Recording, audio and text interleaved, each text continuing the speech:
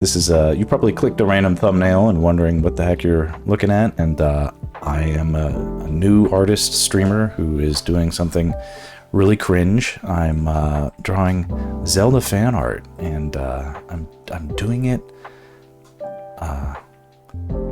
in order to teach myself a little bit about how to color and make cool images like these. And if you stick around, you'll see that I've been doing this for a little while. I've made some progress on how this stuff can come together. I am a professional artist after all, and while my main focus for 20 years has been storyboarding, I'm branching out and trying new things, and this will be a fun little... Ooh, the music is way too hot, I'm sure. Here, let me dip that down. Probably no one can even hear me. Okay, that's great.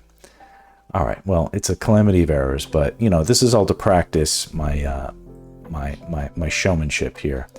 And here you can see another piece that I worked on, and the whole thing is live streamed, so that if any of these things feel like, hey, I wonder how he did that, you could just go back into the previous videos. They're all there. Just check them out. This is a fun one. Turned out great.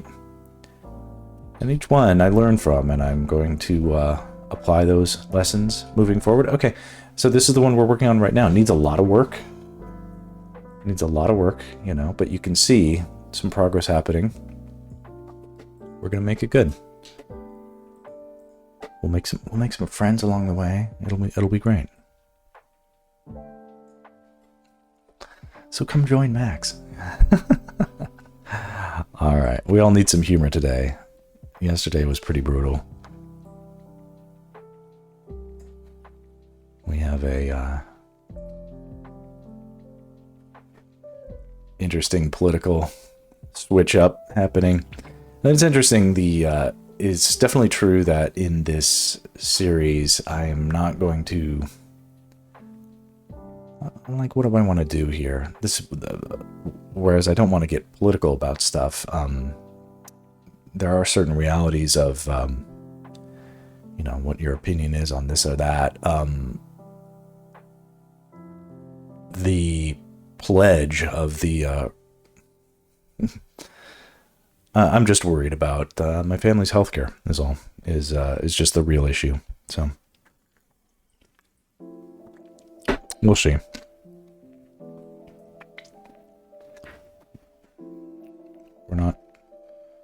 We're not there yet, but it's enough to keep me unsettle my nerves. Something that's bugging me here. Here, let me move some of these things.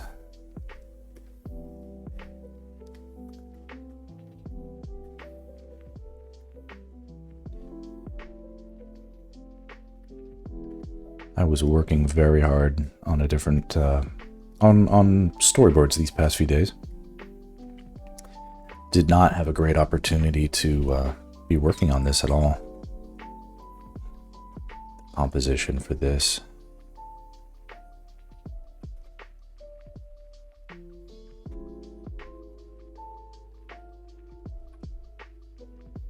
This really needs to get...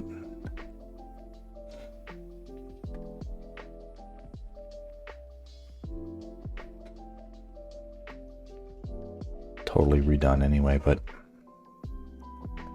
wonder how I might do that. There's all sorts of fun tools here. Liquify, hurricane, what does that do? Yeah, it's kind of interesting.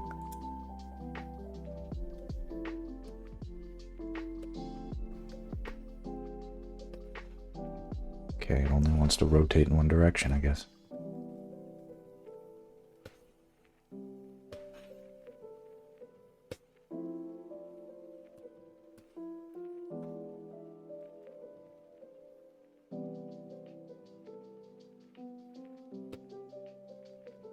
Yeah, I don't like that. It looks super artificial.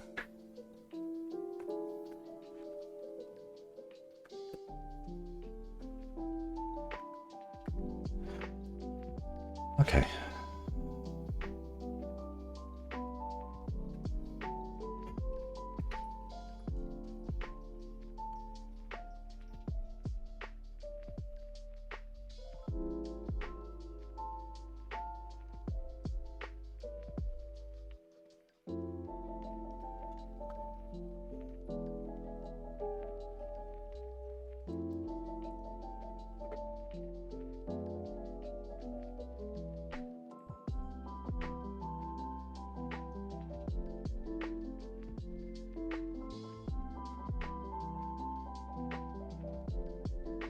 I think I need to make sure that the fire back here is at the right kind of brightness.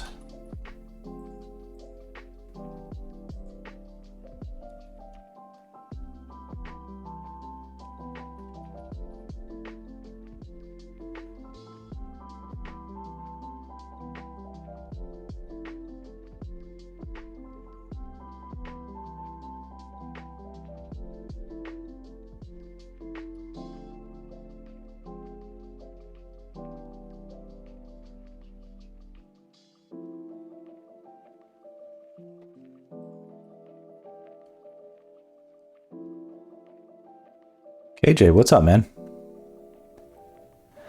How we feeling? How's the wifey? How's the fam? Doing okay? Baby has arrived. Oh, I'm glad to hear that. Everyone, we've got a little victory dance. Looks like, is that Boxer? Is he, home safe? All right, that's the most important thing. Good, good, good. All right, hope everybody's having a comfortable recovery. All right, yeah, yeah. Ah.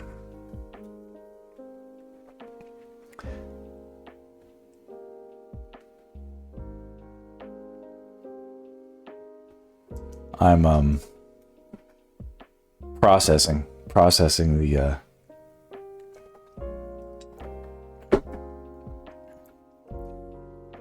the ramifications of the new world.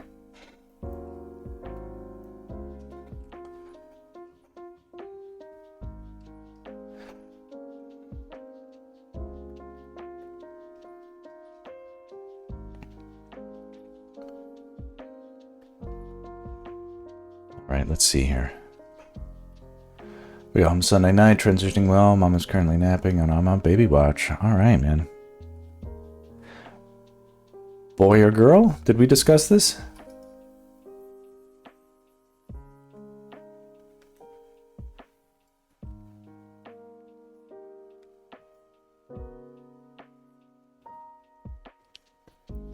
I'm going to try and remember. I think I told you about some of these tips, but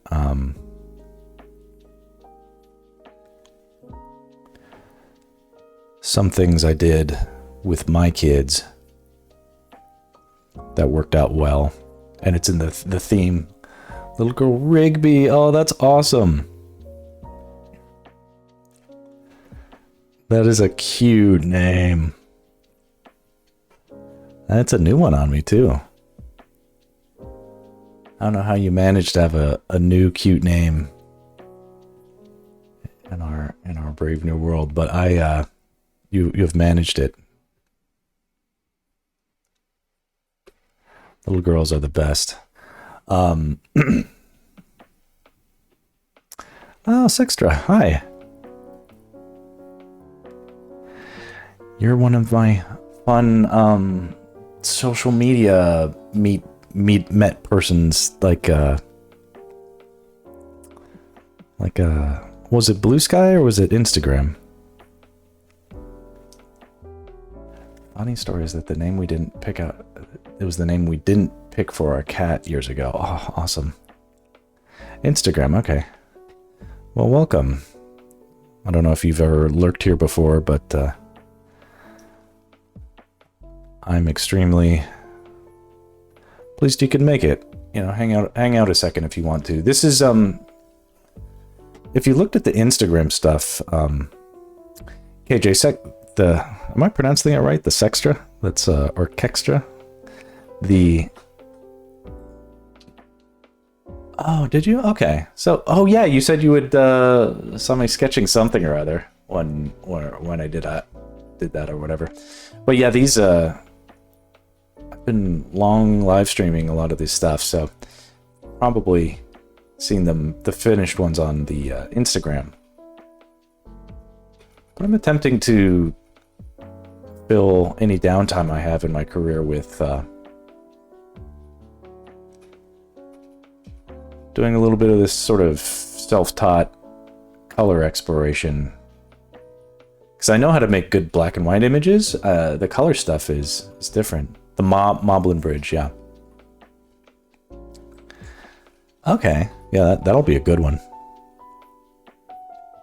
This one has me a little bit concerned because of the complex lighting going on. It looks really lame in the thumbnail of the fire in the foreground. That's there to remind me to have something there, but I don't like the way it looks, so I have to...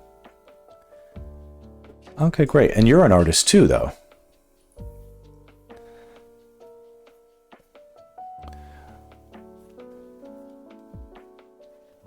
But I looked to see if you... Okay, because I looked to see if you do streams, and I couldn't see that you did. Otherwise, I would have followed you. So my apologies if I'm incorrect, but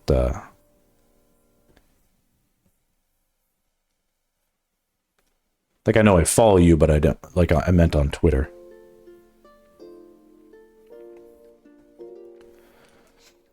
You draw, but not professionally. I remember thinking that your stuff looked pretty good. Hold on, I'm not gonna necessarily out you, but I want to see. Remind myself.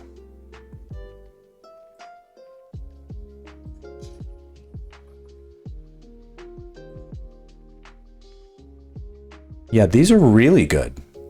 Yeah. Making rapid progress from what I can tell. How old is this one? Doing some quick math. So for a few years you've been posting.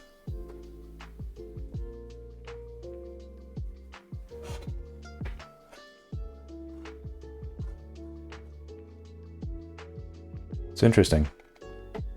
I mean, you can tell I'm old, so I've been doing what I've been doing a long time, but the you know, you're making really great progress. Can I bring some of your pictures onto the thing? Because I have your Instagram up. So I like to share. I like to share the spotlight. All right, just really quickly. These are the illustrations of. I'm just gonna say Sexter because I can't think of a different way to pronounce it. Like, these are fun, dynamic compositions, and I appreciate the actual storytelling. So much Zelda stuff that I see is like. It's like sexy Link just posing, or like sexy Zelda just posing, or like Link and Zelda and they're making out, or eating soup, or something. And like, whereas here, like, this is awesome.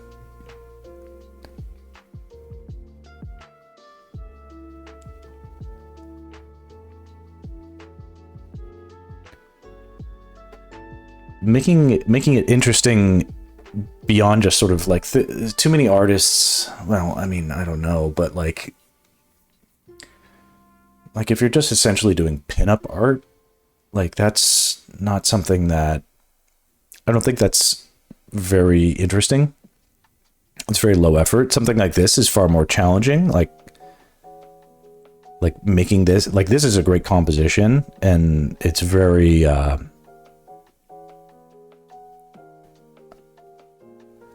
yeah, storytelling, like you see this and you're like, oh, I'm drawn in. I want to know more about this mysterious thing. You know, even aside from not knowing, like if you didn't know who Midna was or the series, like this is good on its own.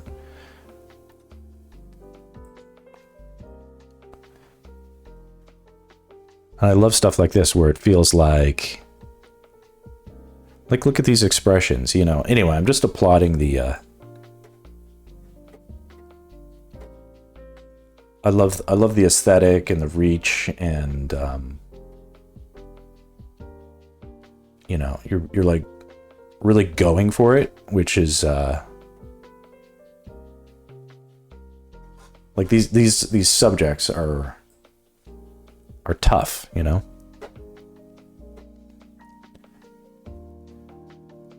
This is the sort of like the angle, like the rendering, it reminds me of some of that like Pixar art. You know what I mean? Are you doing any classes? Are you all self-taught?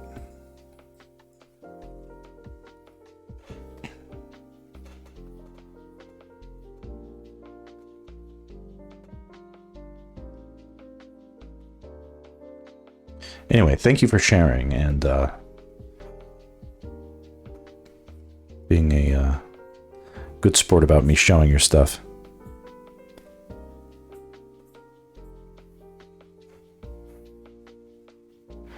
I'm mostly self-taught. What time is it where you are? This is my roundabout way of geo-guessing your location. Problem, I'm glad to be here. I love Zelda art. Well, good. All right. I do professionally. I'm a storyboard artist, and I do storyboards for a lot of video game trailers. 1 p.m. You're on the West Coast. Okay, so same as me. I'm based in Los Angeles. You don't have to divulge your location. It's not necessary, but I'm always sort of curious. The oh yeah, that doesn't look that good.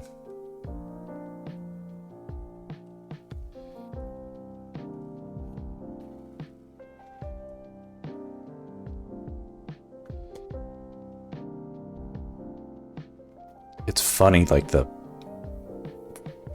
huge impact just this little bit of rim light is having, huh?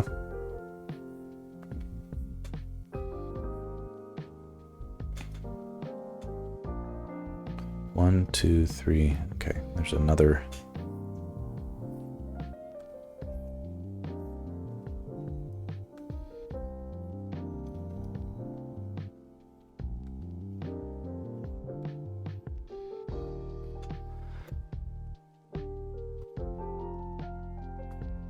Yeah, pretty much what I do on this is I try to just babble a little bit about composition stuff. Fire looking on point. Yeah, so Andy has joined the chat. Andy is a storyboard artist like me. Andy, Sextra is they are not a professional, as they say, but I think they're doing some great work and they're teaching themselves, so. And they actually like Zelda, so that's great. Yeah. So yeah, the fire stuff is looking a little bit better now. I'm trying to thread the needle where we get just the right amount of like rim light on these knuckles. I don't want to overdo it.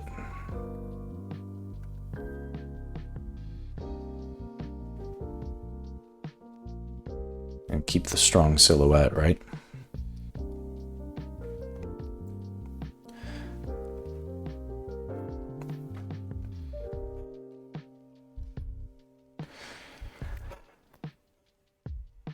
Sextra, what I'm trying to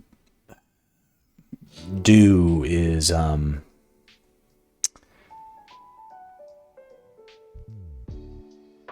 the right balance with the, like, I want the fire to be bright so that it's lighting the scene, but not so bright that it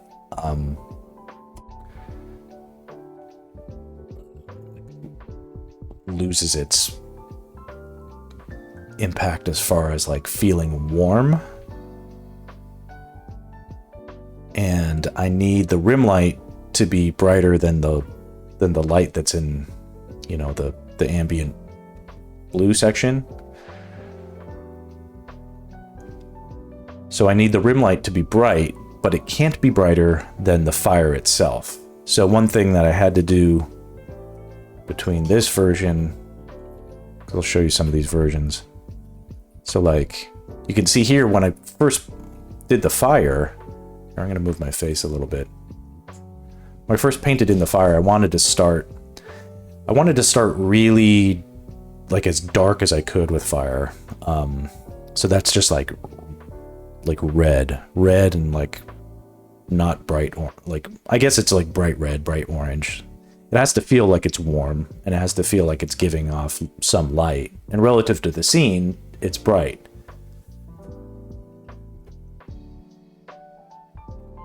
But then, in order to get that right balance, I had to increase the brightness. Now, I just did that with like a little compositing sort of brightness.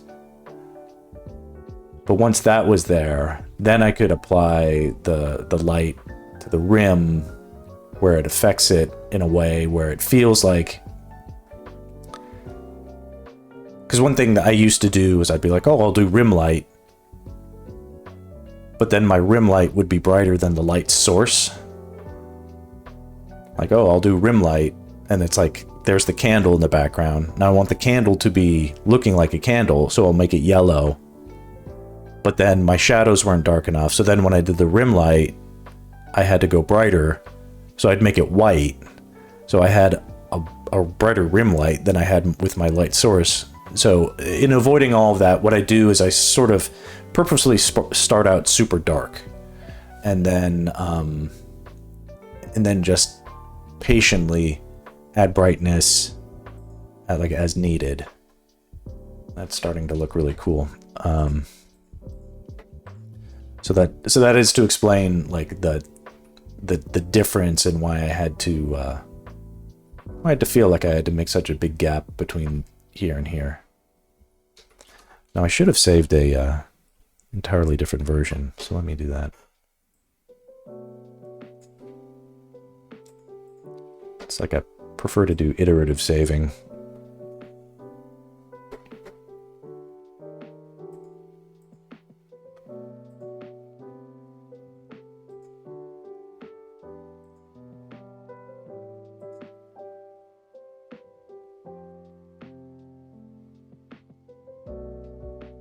Some of these fire things will come back in the foreground, but right now they're sort of distracting me too much, so I'm going to turn them off.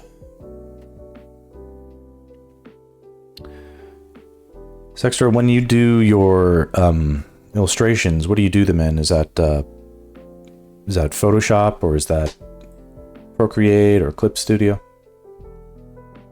What I'm using is an old program called Painter, which is sort of a disaster of a program now. It doesn't work. It's not very well supported, and it's I'm like the last person on the planet using it. Use Sketchbook, the Android app. Very cool. That's the Autodesk one, right? I remember that one being pretty good.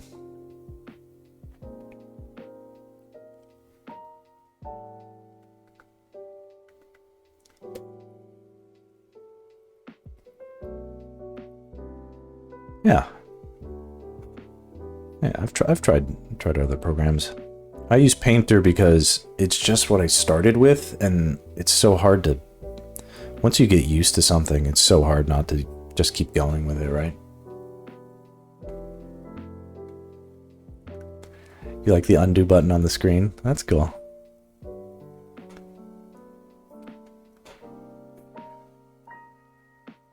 Yeah, there's always just like those little comforts, right?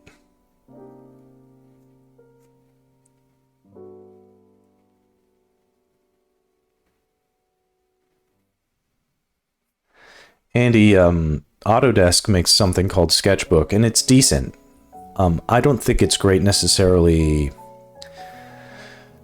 when you're doing like multiple image sequences, like storyboards, like the way things get handled, like with file structures and stuff, that actually matters.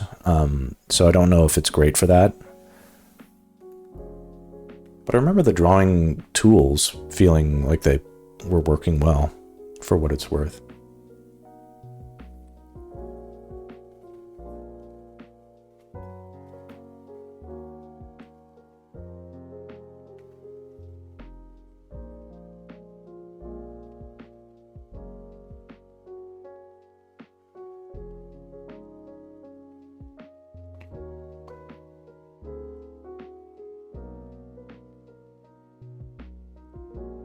Yeah, exactly.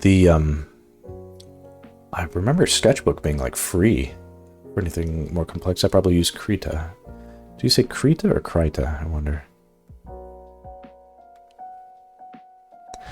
I'm eyeing my exit on the whole Photoshop suite.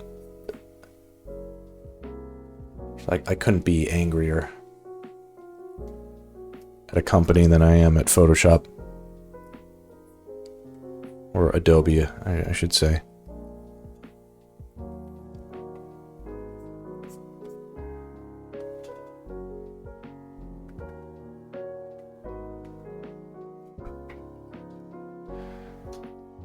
And he's leaning into clip. That's good.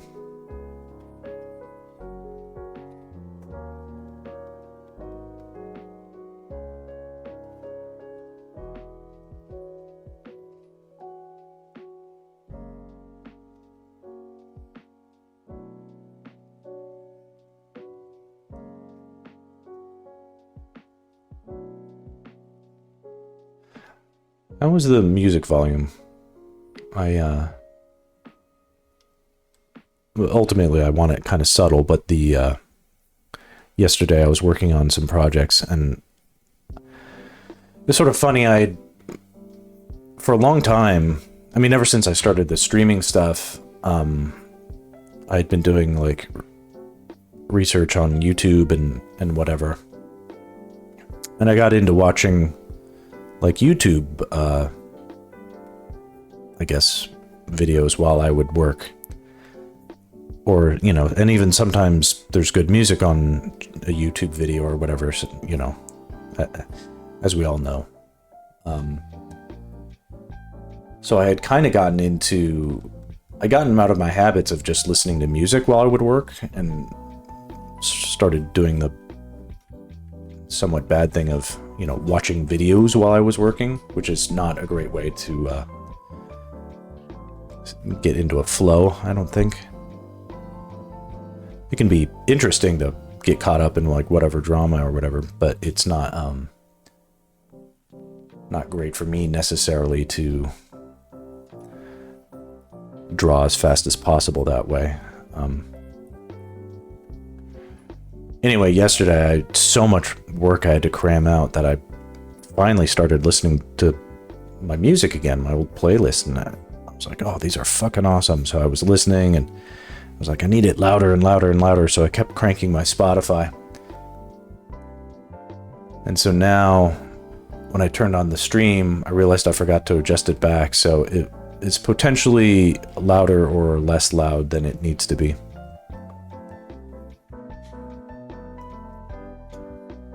Basically, I want the music there, but I don't want it to dominate what I'm saying. But if you guys can hear me fine, then everything is good.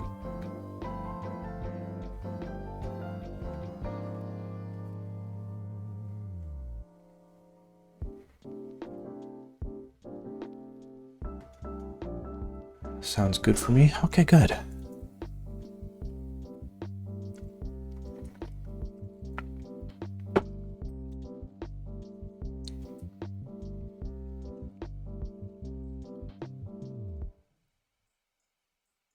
All right. Sounds good for me too. Let's do a little bit of fire rim light on Link, maybe.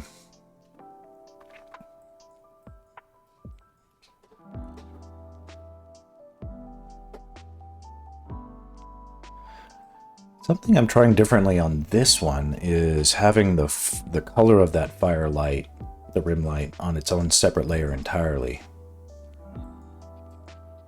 I think it looks really good there. It's like painted over the lines. But if you've got rim light like this, like, you really kind of have to do it that way, right?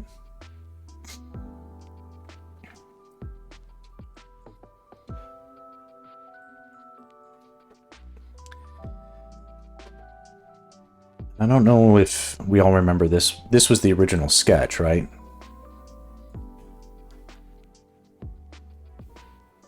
So a lot of the details that we're seeing in the background of the color version that I'm working on are gonna, those are gonna sort of get obfuscated by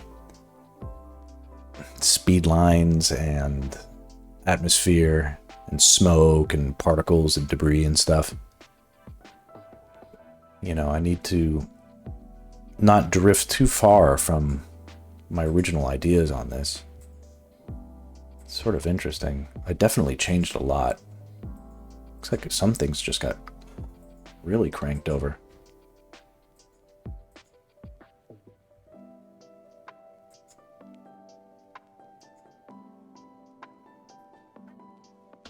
Bye-bye, baby.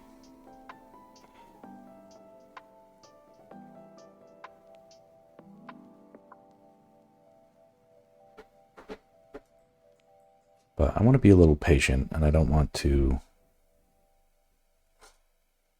rush.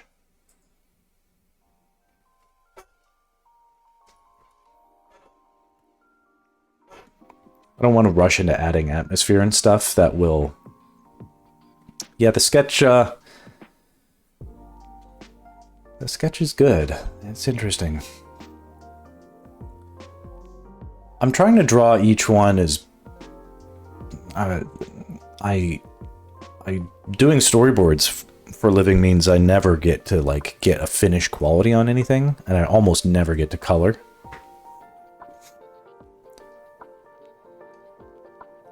So I'm, you know, sort of like you, I'm being a little self-taught here. What does a finished drawing for me look like? How would I know? You know? All right, let's see here. Let's look at that sketch one more time. Okay. Definitely rim light plays a role in the composition. I see rim light on Link. It looks good there. It looks appropriate. So it's not a huge thing to get into that.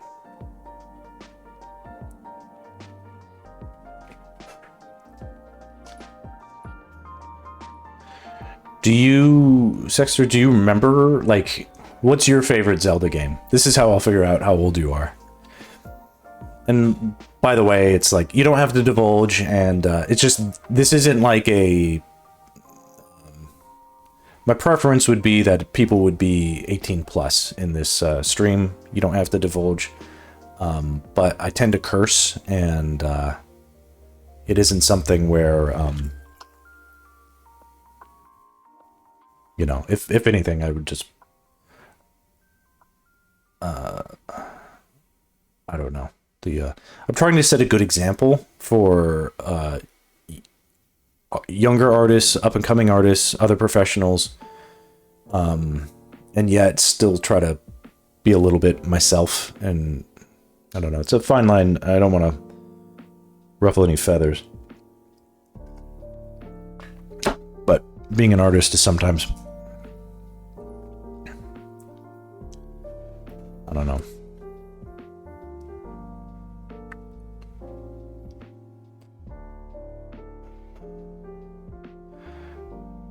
Your faves are Ocarina of Time, Twilight Princess, and Minish Cap. Okay.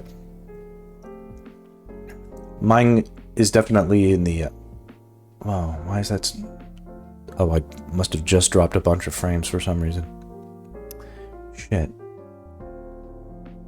The thing is like slowed down. It looks in the thumbnail up here is I'm like super slow.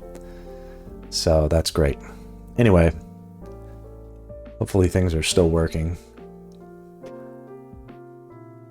wonder if it's okay, I watch another dude, he's just himself, he gets mad at viewers sometimes, it's a little funny. Okay, cool. Well, I as long as I'm not drinking on the stream, it'll be...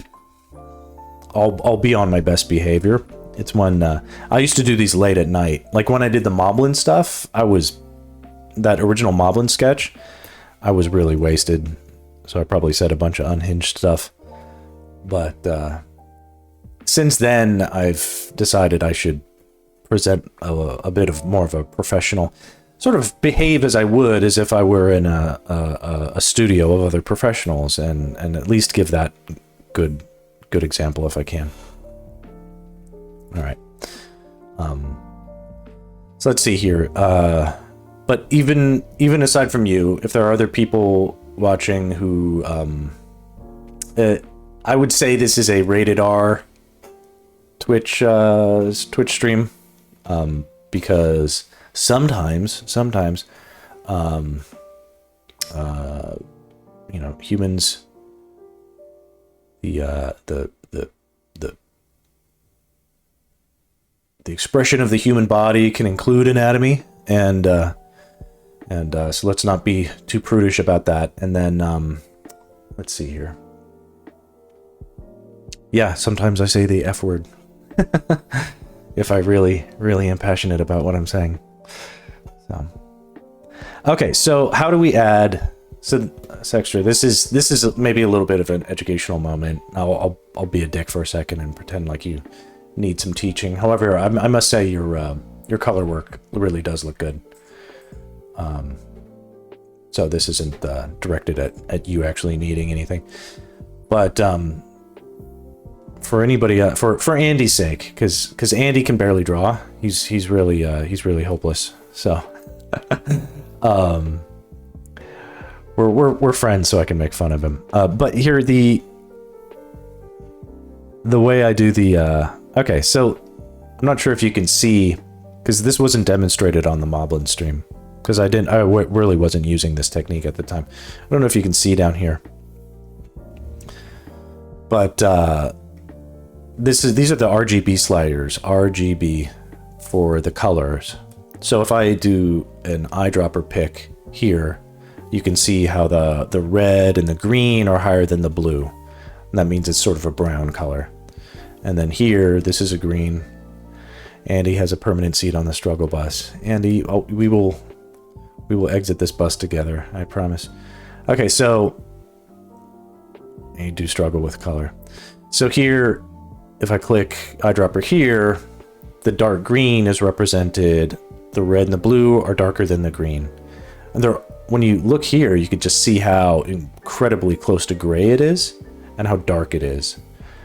Even within all these variations, and we see so many variations in this, but they're really all, you know, within 10 to 20% of each other in terms of like on grayscale.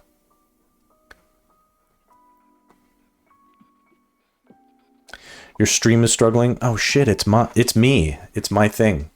The internet sucks here. This is a terrible new thing. So it's not you, but you know, if you can't follow along because of my stream being shitty, I'm sorry.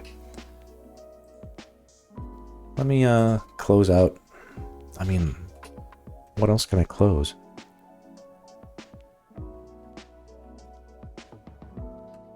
No, I need everything else open, so.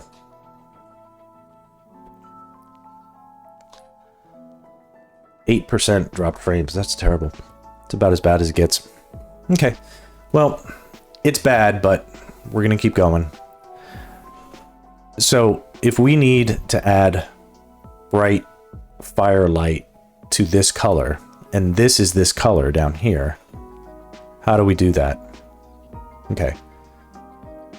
Well, it needs to get brighter overall. We know that for sure. If we take all these sliders, keep the same relationship between them, but just make them all brighter, it'll sort of stay the same color and be brighter. So it's sort of like if I shined bright, or if I shined like a neutral light on it, it gets that way. Now on top of that, if we add a lot of reddish yellow color, then it'll start to have that fire influence. So a lot of red, like a lot of red, and then a bit of green. That's probably the right color.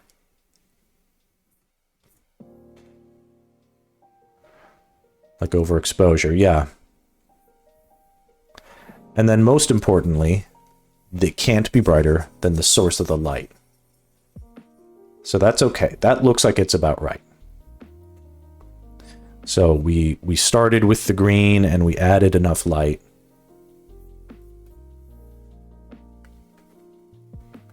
And so now I'm going to go in and hit it with this. Ooh, shit. Here, before I go too far, because I don't want to draw. This is something I'm trying that's new. New for this image. New for this one is me trying to do the rim light on its own layer and just see what that's like.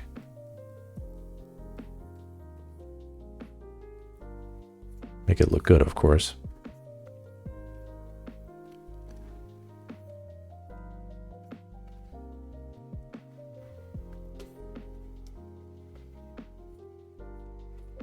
So that's the color picking strategy that I've been using on this entire thing.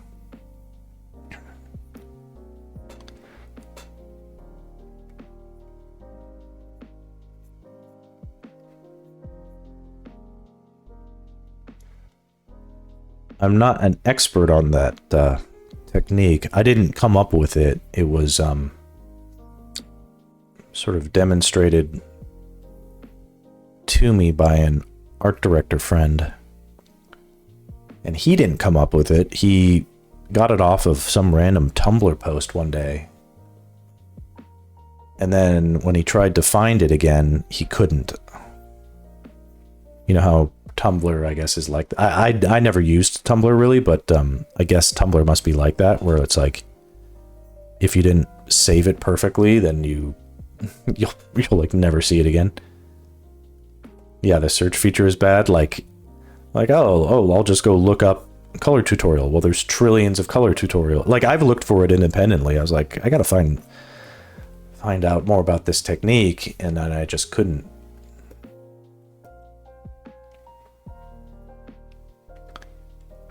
That's good stuff. Really good stuff.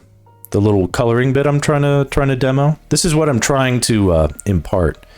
Is the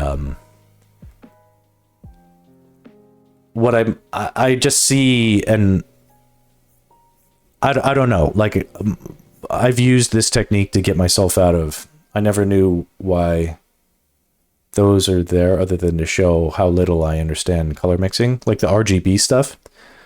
Like I don't really understand it much myself, but I'm learning about it because of this technique. So even though I'm like demonstrating it, honestly, this is like I'm not qualified necessarily to say like this is the way to do it.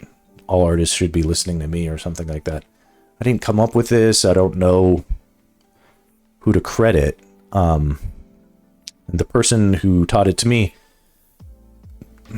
by their own admission, didn't originate it, and you know, doesn't necessarily deserve credit other than they helped spread it a little bit.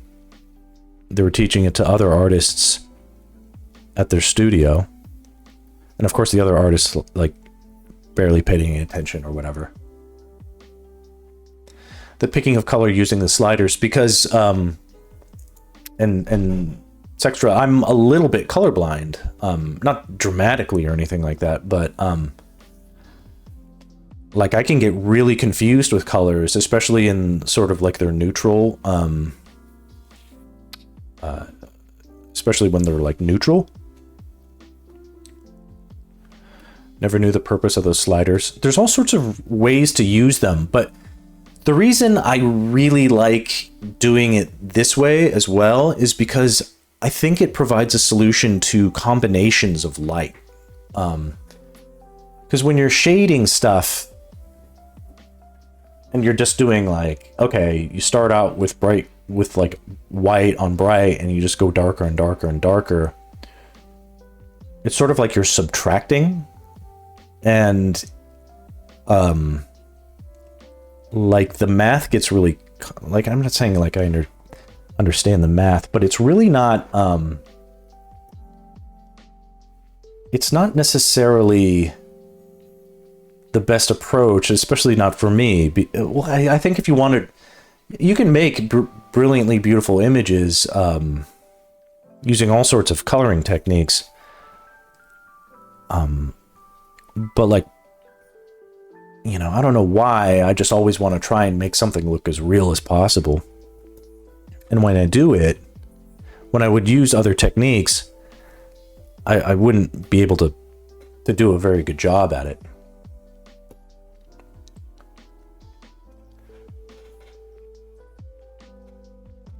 Also, with math, there's like 3 or 4 variables: hue, saturation, value, alpha, which is the opacity, right?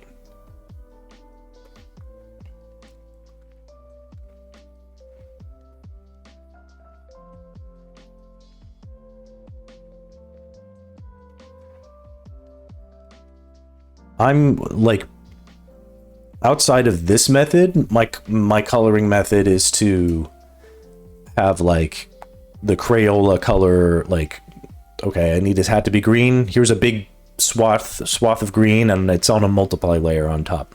Like, that's it. That would be the method.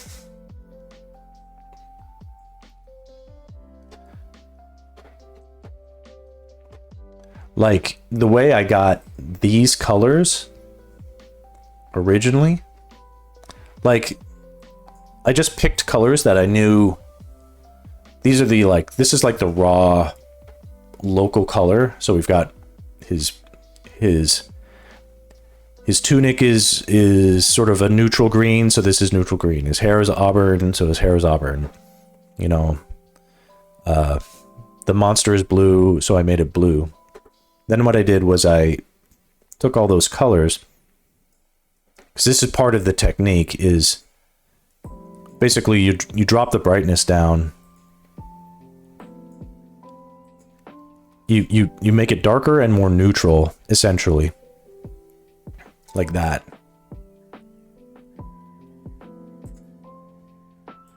And that is kind of like the way I got to these base colors. It's not exactly how I did it, but it's basically that.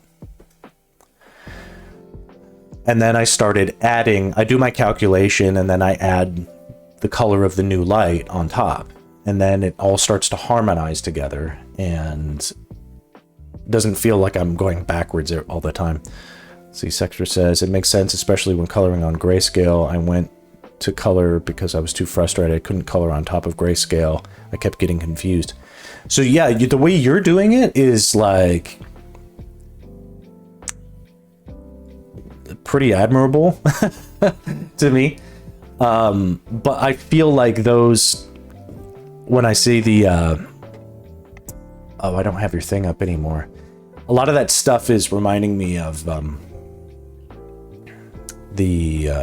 like in schoolism or something, they'll do a lot of ultimately it's like, I like the idea of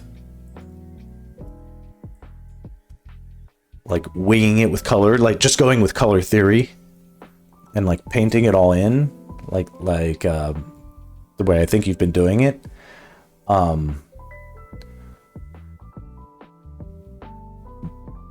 But that doesn't work as well coming from like a storyboard artist background, thinking like in terms of like line art in black and white. Like I want to know how to take like a storyboard sketch and commit that to the thing. But also along the way have all the, you know, I want my layers separated so that I have maximum utility. If like I need, like if I needed to move Link like 3 inches that way or whatever, I could do it. So all these are layered up. You know, see underneath.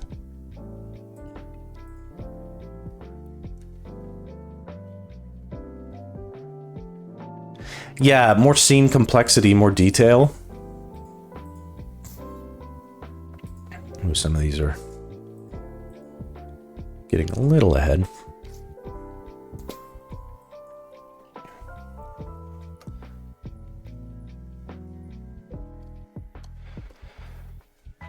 So like Andy, when I did the calculation for the blue light on the hat, it was sort of similar. I knew it didn't need to get that much brighter, but if you look at the sliders over here, we just trace along, you can see, so it starts out here, like this is the color of the hat, right? And then they all go a little bit brighter, but the blue goes the most bright.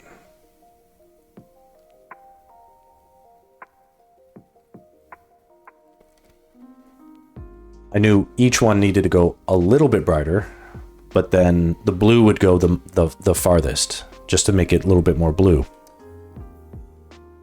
But I knew it couldn't go, none of them could go too high because I needed the highest lights to be in reserve for over here when we would need to do the brighter color coming off of the fire, the flames and stuff.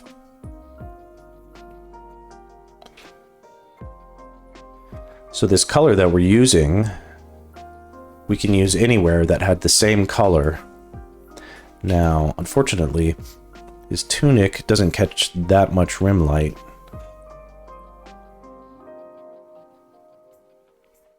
Except maybe here. And it's okay to add it in and then just see how it looks. And then if it doesn't look good, we just say, okay, well, maybe we can cheat that the light doesn't get there, or if we need light to get there, we can cheat it and say it does get there.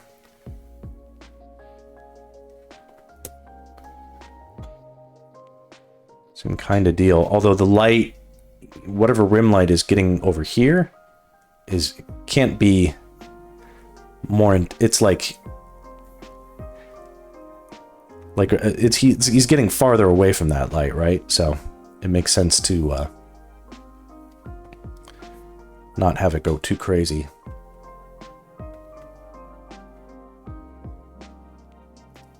Just an idea.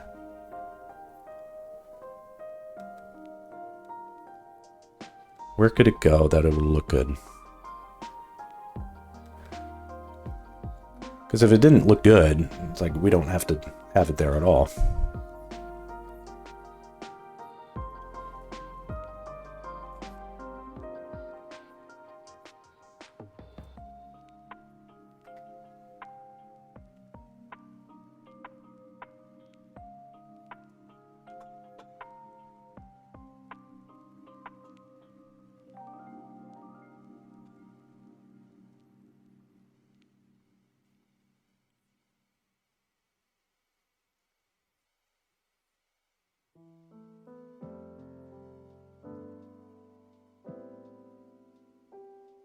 Yeah, something like that. None of it is a life sentence. Like, we can just turn it off or erase it if we need to. Okay. There's also the color here of his. It's subtle, but it's sort of like a beige color. Same sort of thing. What was that color? I'm eyeballing it. And that's on purpose. Like, I don't want to get precious about like a small degree of color difference. It doesn't need to be super precious. Like, there's numbers here, and if I wanted to, I could bust out the calculator and be like, well, what's 50 plus this? What's 50 plus that? What's, and make sure that the proportions were all the same. But I've tried that in the past, and it's super slow, and I don't think it does much. It's like, just do it by feel, right? Add a bunch of red light and a little bit of green. Will give us this color. And it's similar, but it's not the same. And that distinction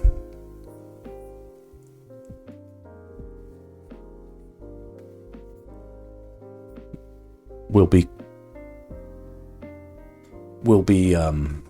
sort of pay for itself as we add more and more of the rim light to different sections. We'll be able to make more of a distinction between the differences.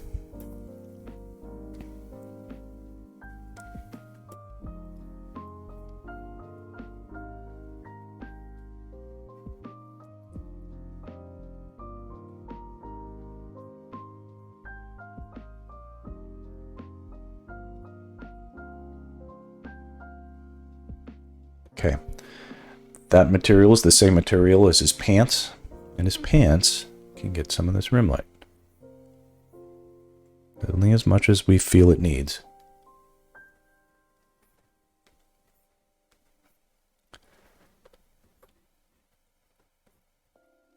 And this isn't necessarily the final rim light color that we go with. I'll demonstrate in a second that,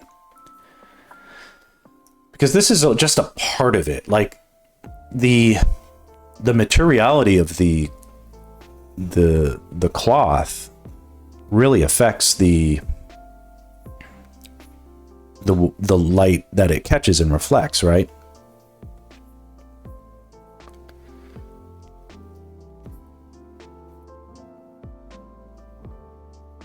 This is funny. I think I was struggling a little bit with the folds in his pants here.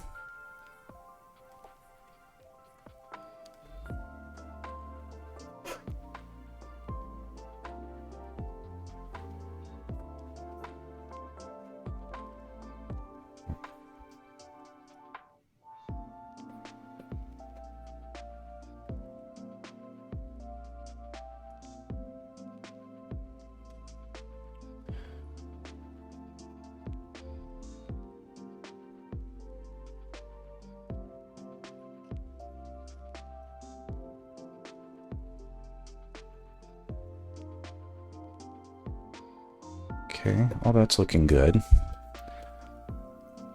What if we wanted right here, just to really show the tension, make it, make kind of like a little more like a highlight. Go a little bit brighter on all the sliders. Because anytime it's like brighter, they should all go up at least a little bit. Unless there was one image I was doing where like there was like a laser beam being projected, and for that I wanted like pure red light to sort of be the influence. But like even in the yellow, the orange yellow flame of the fire, there is some blue light. Like it is there, right? Because if it wasn't there, it would be. It's interesting to see like the balance. It won't be smart to demonstrate that just this second, but it's demonstrable. So, okay, so I lost my place. But if we just go up, so this was the original color. This is the fire rim light color. And if we wanted something that felt like a highlight on top of that, just sort of think about how in proportion we made that adjustment, and then that's like that color. It's like a brighter highlight version of the same color. It's like all the same influences. And it feels that way.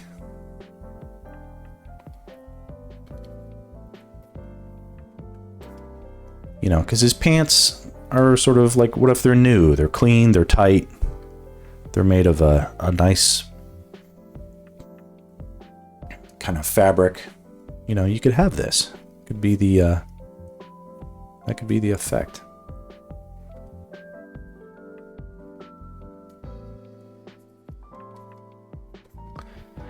And on leather, you're gonna have a ton of highlights, right?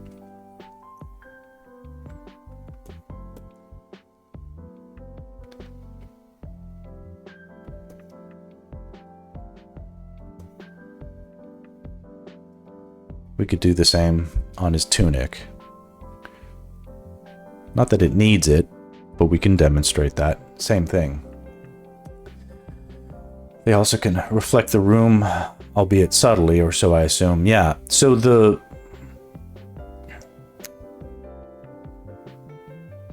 if we go, let me do a quick save. So this was the process, right? This is the original dark. I took the colors, I darkened them, and that left us with this. And so my thought process to start with, because I knew I wanted like really cool orangey flames, but we need also a color that works sort of that complements it, right? So I was like, okay, what if there was this sort of like ambient blue blue light influence coming from behind camera, as if maybe there was a spot, like an opening, like a cavern opening high up in the sky, or behind us there was some sort of wall that had fallen away and there was sky coming through. Because that's really sort of like the intent of the influence here. Or it could be like there's a blue magical pond, 20 feet behind us, and it's just radiating blue light from the side. So there's this kind of like raking ambient blue light. It's very diffused, it's very low. Right, yeah. It's like the mind sort of creates, when it sees the influence of the color, it creates its own justification for it.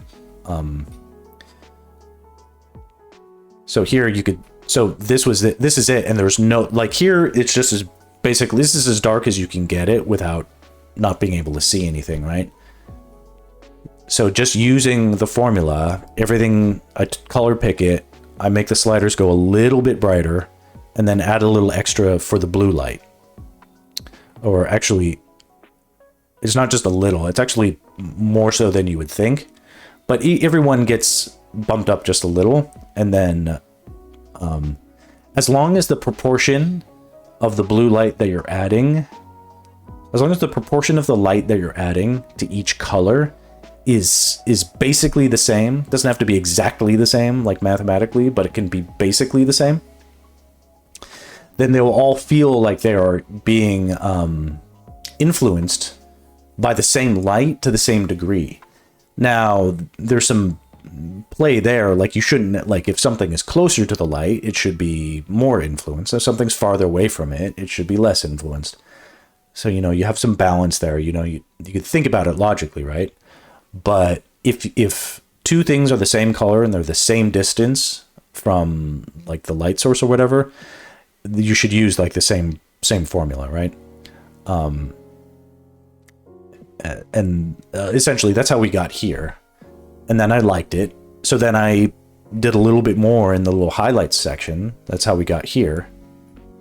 And then, and it's interesting. It's just sort of like seeing the colors harmonize and work together. I was like, this can look good even in the background. So I tried a little bit of like adding what that color might look like if I used it to add a little bit more light influence in the background.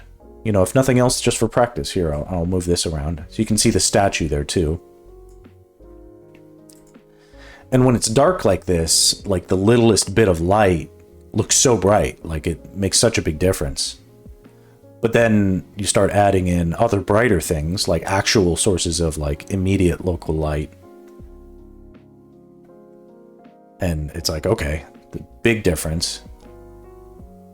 And then adding this in. And you can see it's a lot of, it's kind of, it feels like it's a lot.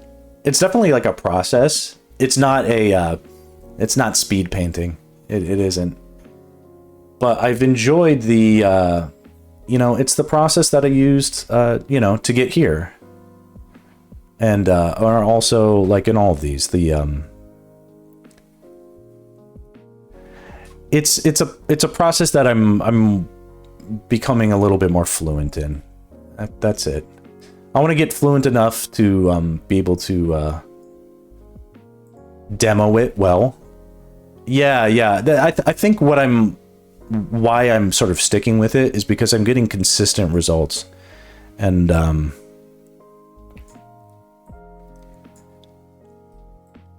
it's consistently good, and they look consistently consistent, that sounds silly, but it's looking in a way that it reminds me of like some of the more traditional illustration techniques that I guess people knew what to, like, I didn't go to, painting school or anything like that. These are all self-taught digital stuff that, but now I'm feeling like you know, if there was a color job up, I might throw my hat in. I think I could do better than some of the other artists who are doing some of this stuff now.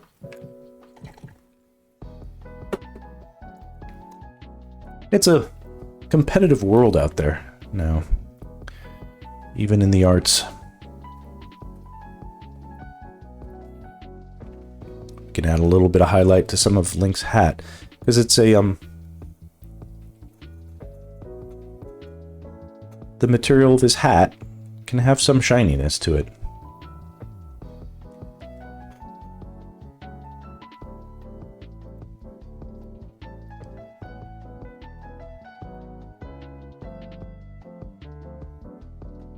You know, and if it was too much, we dial it back. It's always an option.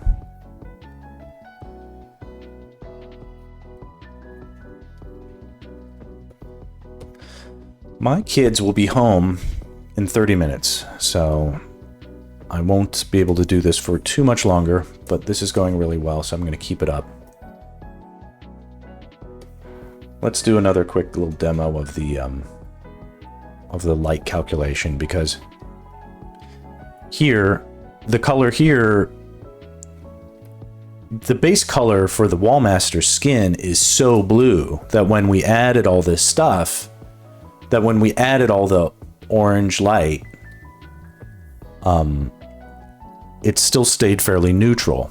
It got to orange, but it didn't get as orange as it will like Link's hair, for instance. Let's try that one, because that's far closer to orange than anything else. Or even his gloves here. Those are sort of brown originally. His hair, let's see here. Now the hair is tricky. The material of hair is different than, like, say, leather or rock, right? So I still have a lot to learn with that stuff. But if everything gets brighter overall, then adding a lot more red and then some more green, that'll basically be an orange color that we can do here.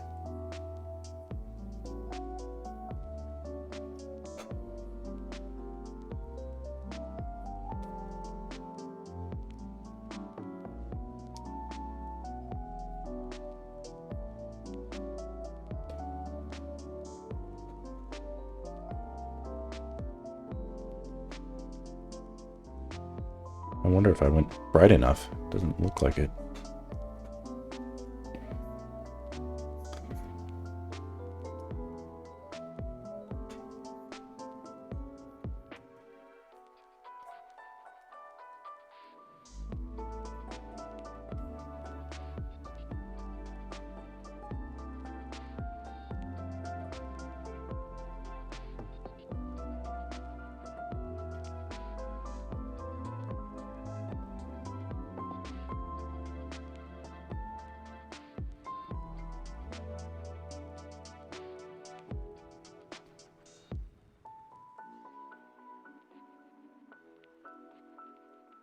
Not in a way to make it look greasy, but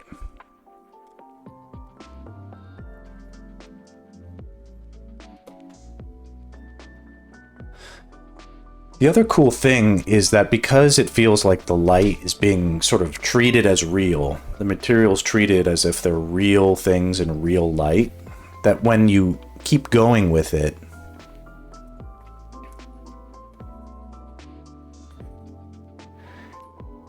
it sort of self-reinforces, because if you do make a mistake, it stands out as like not looking as real as everything else, right?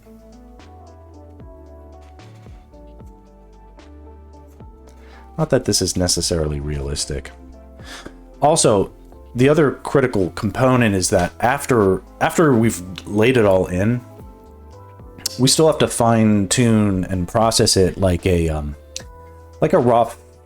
Exactly, yeah. If anything is looking like uncanny, right, then that's a good indication it needs to change.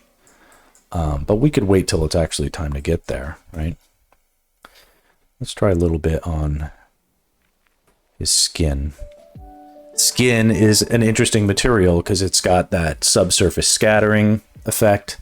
So, and I'm not a genius at that stuff. Like I want to learn more about like how to like think about the color that way and calculate it. And I know it needs to. It gets a little bit of glow and saturation as the light gets into the material, like a piece of like a Jolly Rancher or something. I don't know.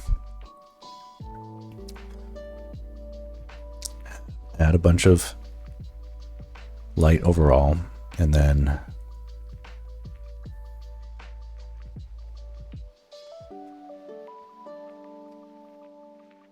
it's like that.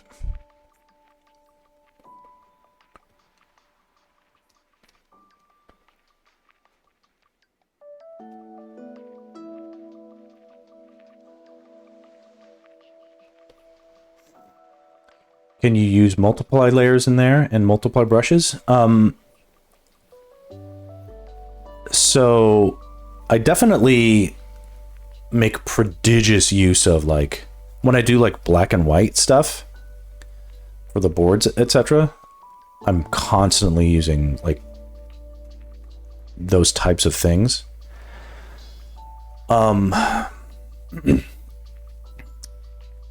This technique is a little bit blend mode agnostic, which has its pluses and minuses, I think. What the problem with for me is that once I start not using the sliders, it becomes very difficult to sort of feel like I've got my fidelity with the process. Because the reason the results are so consistently consistent is because of the consistency of the process. I think has a lot to do with that.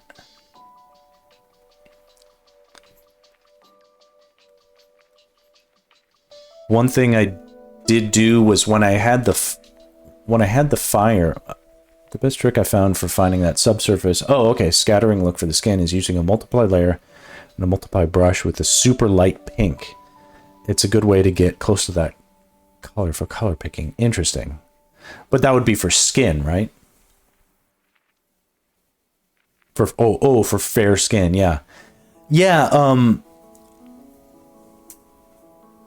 I just like here's my problem with that is like the results working good. That's good. Me not understanding why they work is a problem.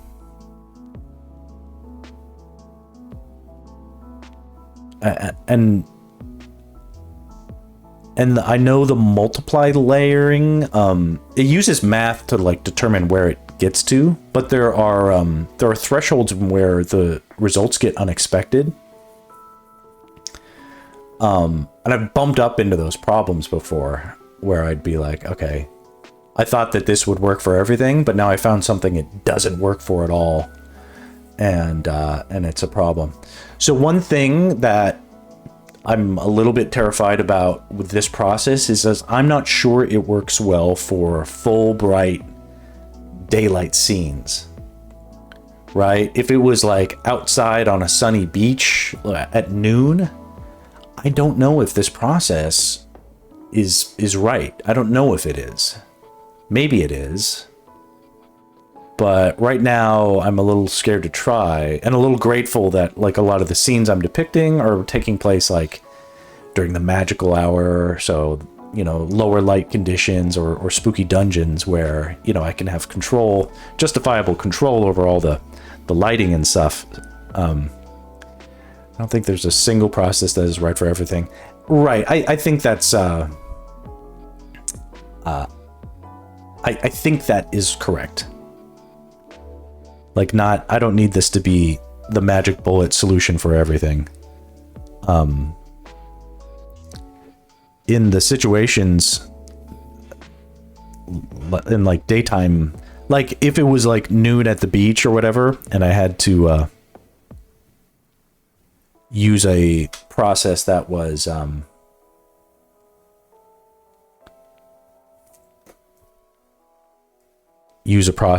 more subtractive, I'm okay with that.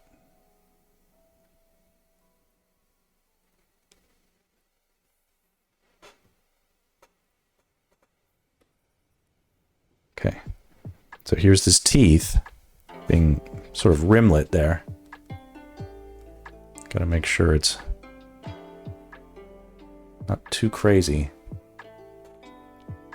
But yeah, theoretically, that's the color of his teeth, and it's not brighter than the fire. Looks plenty bright, but not brighter than the fire.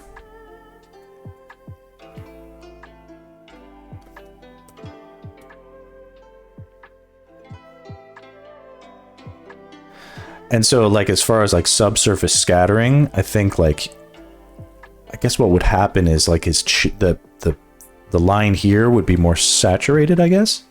A little bit brighter, a little more saturated. Can I just add red to it? Does that make any difference? Can I tell?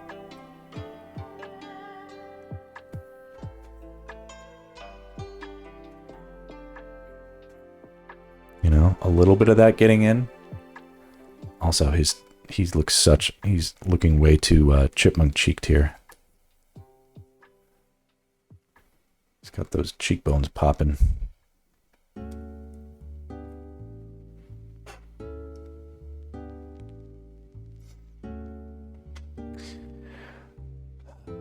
Dark to light in a dark area is good, but light to dark seems better for lighter areas. I agree. And I don't need this to be the perfect solution to literally everything. What I know it works well with is getting me out of really confusing, hard to figure out lighting scenes where there's different light sources of different colors.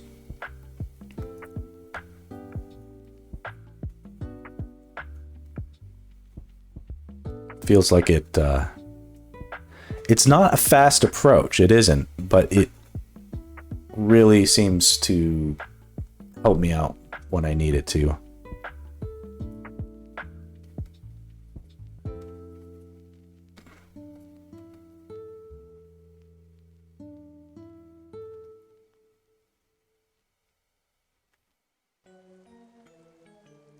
Tiny highlights. Normally the subsurface scattering is strongest at bone pushing skin areas.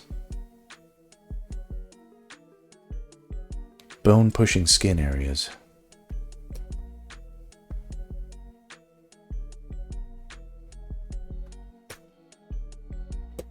Not sure what you mean by that.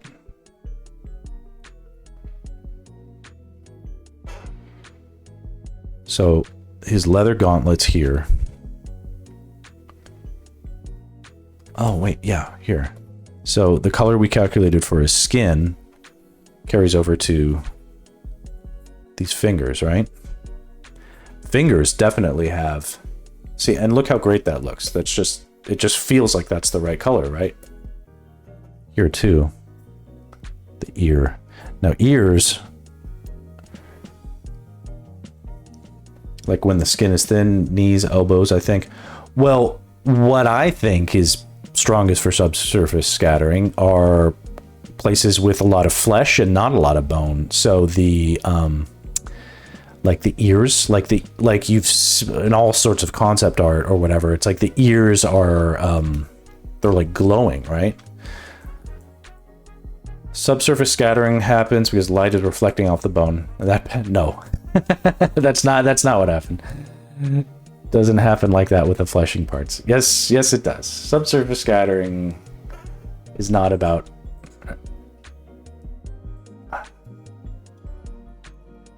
Subsurface scattering ear.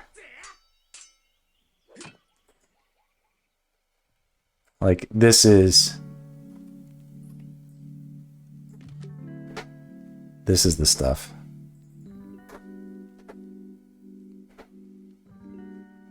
Shit. Fuck me. Alright, I'm back. Okay, here, this thing. Like holding a flashlight to your hand. Yeah, or your fingertip. But, like, there's no bones in your ear, man.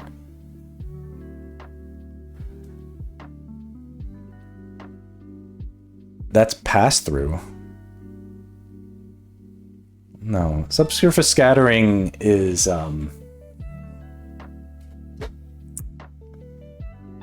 pass-through. On the bone. I mean, I'm not an expert. What the fuck do I know? But I typed in subsurface scattering ear, and like this and like a trillion other examples came up. Pass through.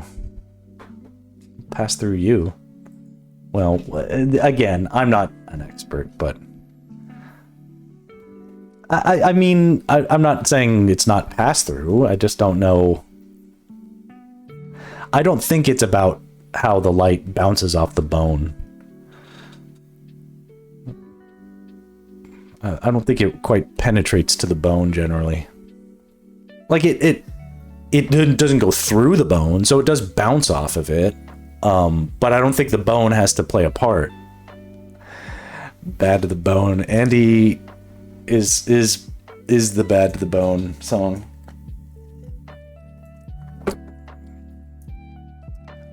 But if I were to brighten with a lot of red light this, like here, that might be something. It's got to be like through the thin parts.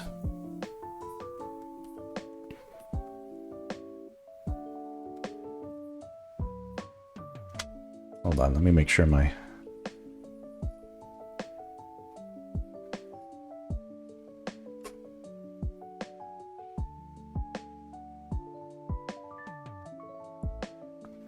Feels like in here there would be some of that. How red can we go? Yeah. And so, like, I'm trepidatious because of all the... Like, I talk about this stuff. I'm not an expert. Like, that feels like too much, but some of that, I think, is... Sorry. Is the right touch. But I'm not really comfortable going much brighter than that.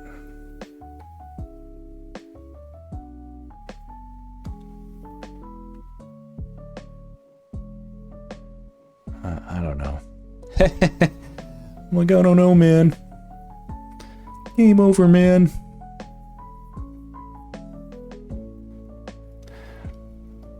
But here, let's get back to these fingers.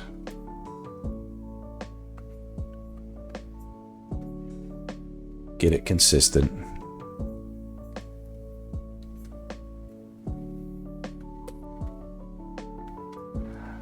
It's like, I don't love how, like, yeah, I don't want to lose the anatomy. That feels good, though. Like, you can see kind of that effect, right?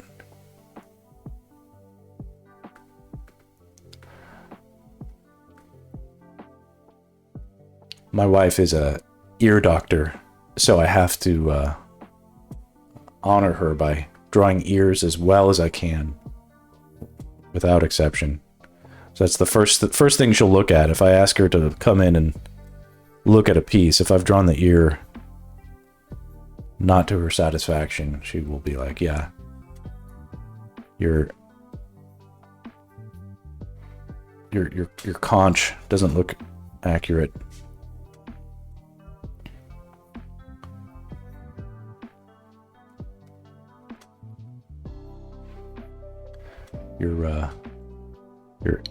Your tragus doesn't look accurate. Okay, so that's a little bit cheated there, but you can see some of the fun. Okay, we have a few more minutes. Does this ear look real? My ear's when I draw them, I really do try to make them look good.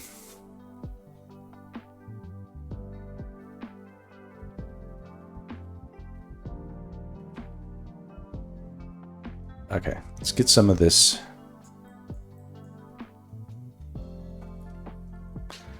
I'm pleased enough with that ear. Yeah, I think it looks okay.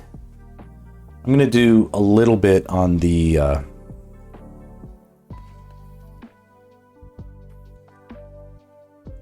on the gauntlets here. They're sort of leathery gauntlets.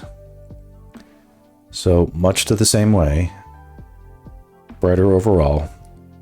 Keep the same, not exactly the same, but basically the same shape.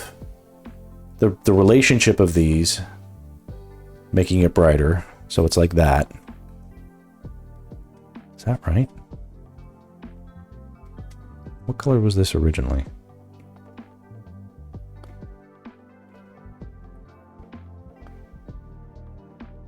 Huh.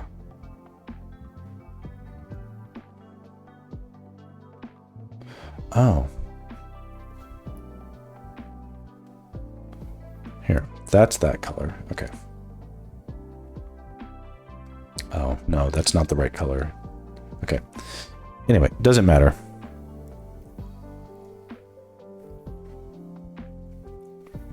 That's the color it is there, so we're going to keep that. Okay, then add a bunch more red and then a little bit of green. That'll be that.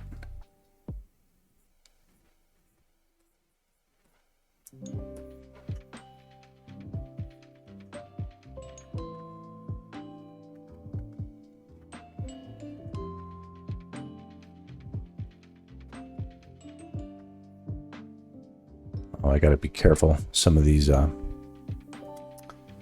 songs are not YouTube friendly. Here, we'll switch it up to a little Sonic and Chill. Everybody's favorite.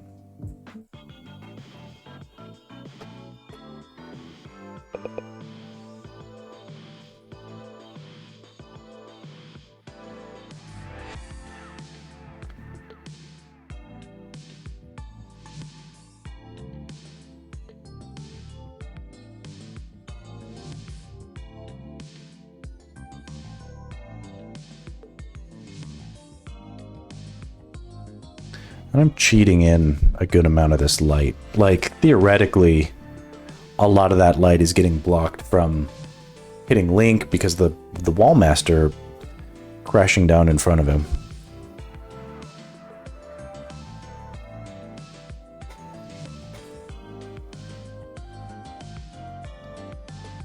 But I still think we need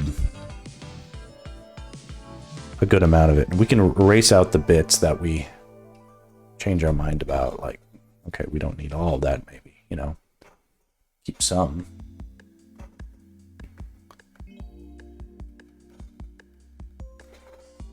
Too much is too much, but, you know, we'll strike that balance.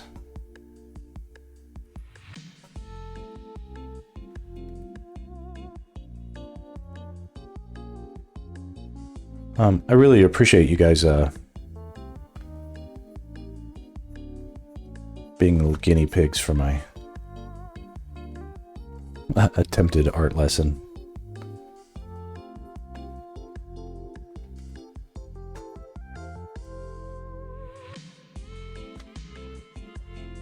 When we zoom out, it seems to have the right effect.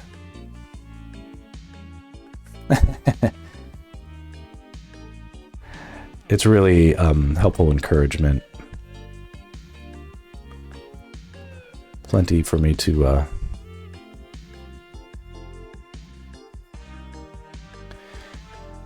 I'm already to the point where I prefer doing this now compared to my regular work stuff. I mean, of course, this is just kind of like play and having fun. So, you know, of course I prefer it, but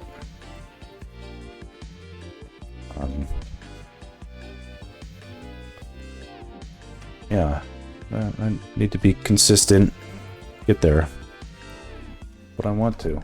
It'll be good. It's good for me. keeps me, feel like I'm a more accountable person. Okay, same color. We made all those calculations. Let's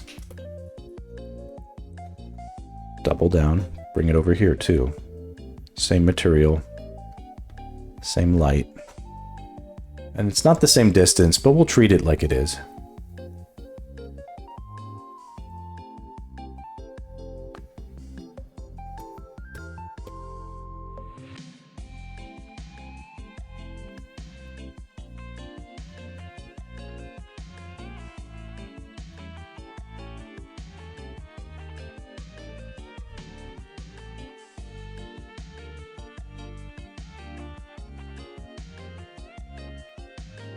Okay, the color of this leather, way more red. Add a bunch of light, way more red, some green.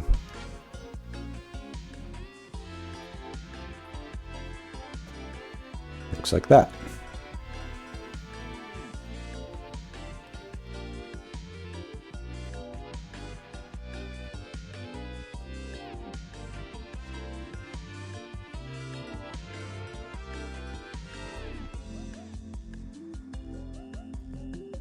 Feeling good.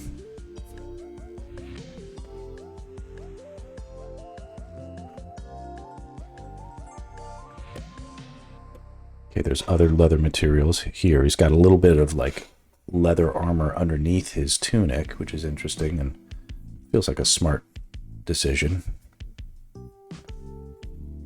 It's fashionable and protective. That's good.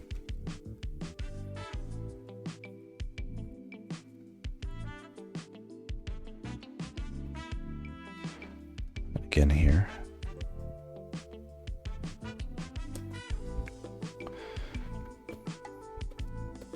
And then here on his boots.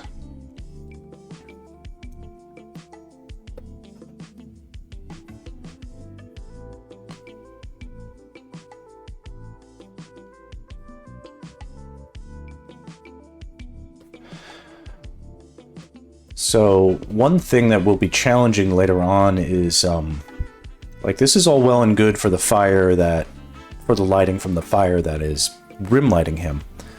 There's going to be an additional factor. There is light that's coming from this fire that's in front of him. Because remember, the intent is that he's boxed in by these flames from all the sides.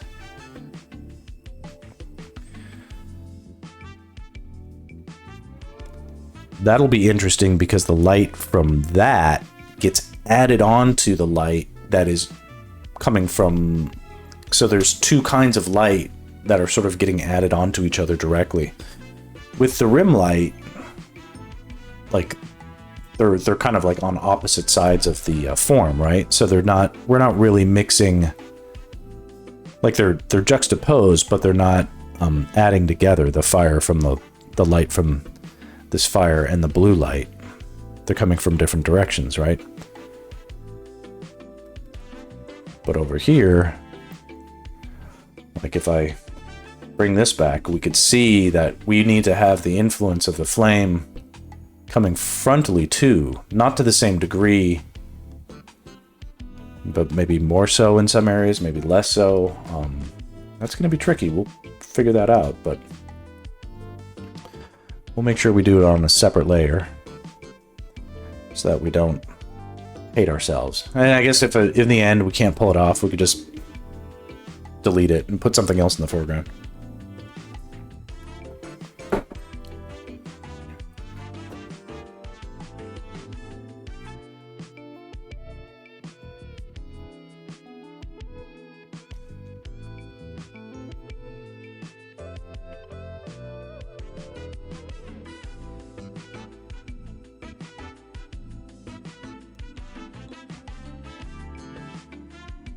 Rim light looks awesome, and it's tempting to throw it everywhere it could possibly be justified, but I don't want to go too crazy with it.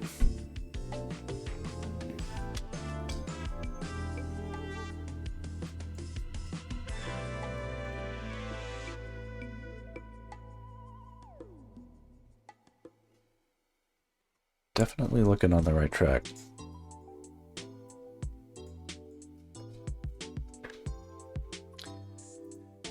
And it's important to, because I know I was demonstrating unnecessarily like how I would do highlights and stuff like that, but probably way more important to make sure that, like, before I start doing highlights, making sure all the influences are where they need to be. Because little highlight details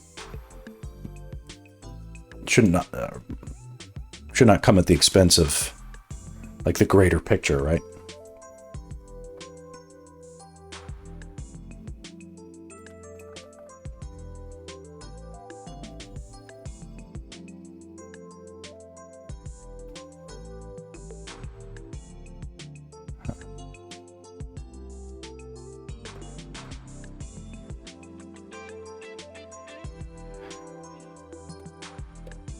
All right, let's do something here.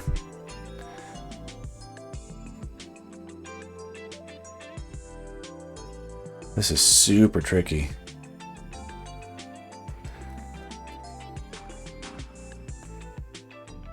But let's be brave and try to do a similar calculation for the sword.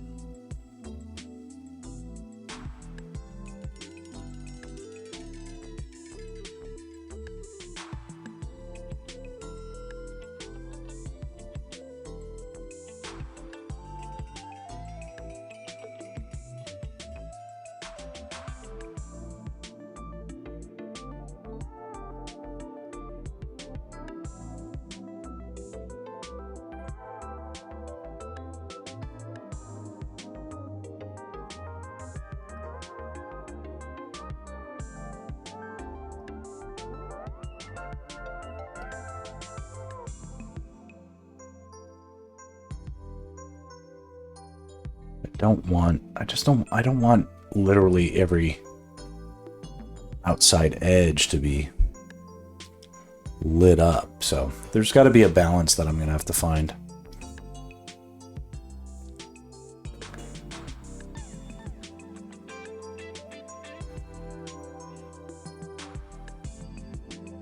Because if light, it feels like it's just coming from everywhere. It doesn't have any effect, right?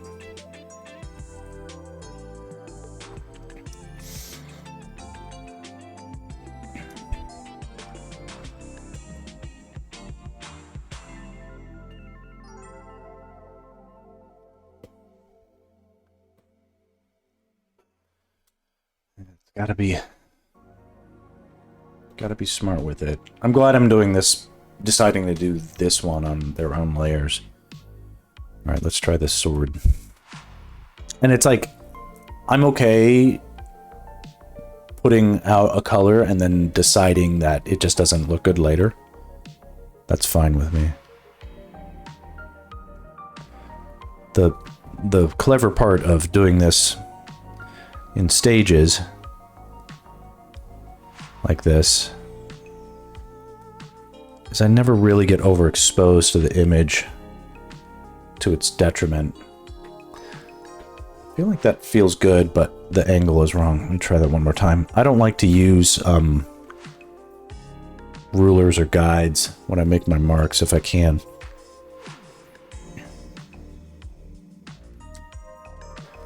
I noticed, Sextra, you're sort of you have a very, you can really feel the mark of the artist's hand in your work, which I appreciate.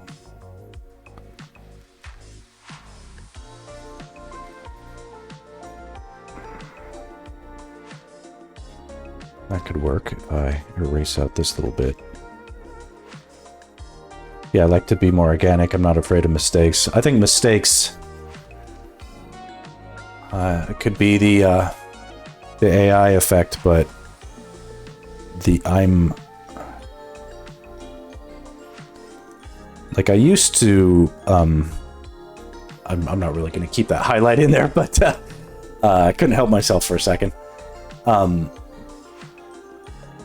I used to do this thing where some of the brushes that I use have these interesting, well, they're not interesting, but they're sort of telltale. They leave behind these little striations, like you can kind of see the texture. And I didn't used to prefer that. I used to try to like apply a filter, like a smoothing filter, to blend that out. And now, yeah, but now I realize it's like, that's sort of the kind of thing that, if nothing else, speaks to it being authentic to me and the tool that I used and the mark of my hand. And I'm really grateful that, like, it's true that not everybody gives a shit, but by and large, from what I've seen, consumers are really, they're not, I mean, they'll tolerate AI, I guess, if it's like the right circumstance. Like even I like can appreciate like a good AI meme or something like that. Like if it's good, it's good, but like I don't want to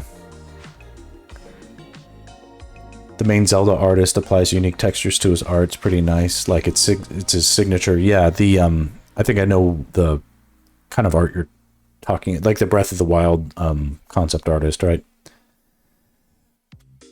That's the guy. That's the guy I want to be demonstrably competitive with him and then take his job. Not take his job so that he can't have it, but he can say, let's hire Max so he can make my life easier by doing some of the work. That would be fun. Well, it's very different aesthetic, I think, but this project is going to go one of two ways. Either Nintendo's going to give me a job or Nintendo's going to send me a cease and desist letter. I will not stop until one of those things happen.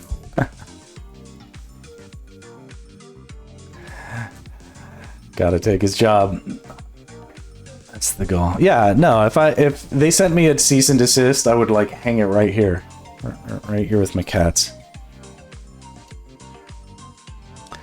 Win-win. No, I'd love to be told this. It's like, stop it. Stop it, you're embarrassing us by being too good, you know? So I think that's not right, what I just did. So I don't like it there. Get rid of it there. I'll keep it on top. For whatever reason, I like it better on top. Maybe it's either on top or on bottom.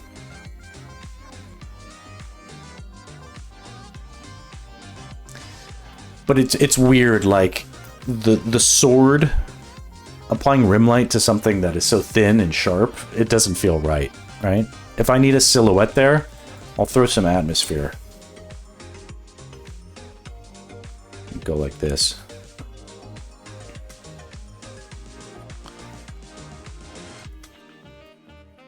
You know. We're gonna do a bunch of this anyway. You know. Not too much, obviously, but there's gonna be some dust, right?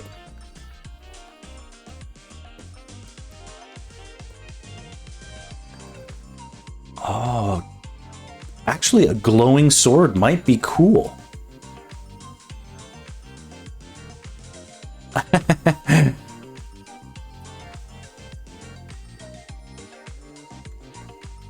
They kind of...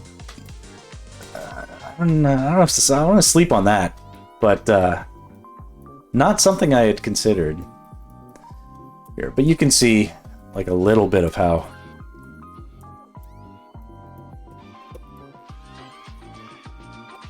I'm going to erase all this in a second. Or maybe I'll keep some of it.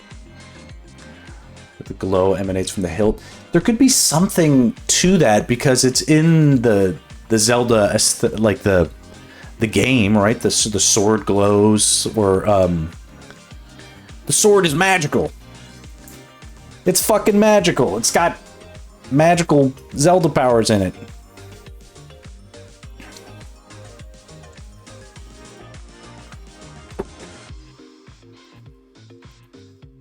That's the worry, is that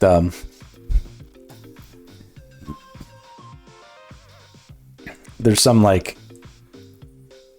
whoever is working on the Zelda movie is like some guy who, like, doesn't play it, doesn't know anything, doesn't care. It's like, yeah, so in this scene, Zelda goes and gets the Triforce, and it's like, no, that's Link. It's Link. Don't you know anything? Ah! It's like, oh yeah, Link, Zelda, Link, same thing. It's like, no.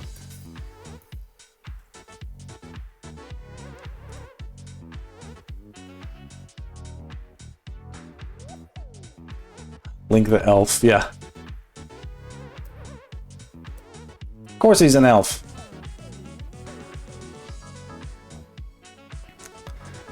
You know.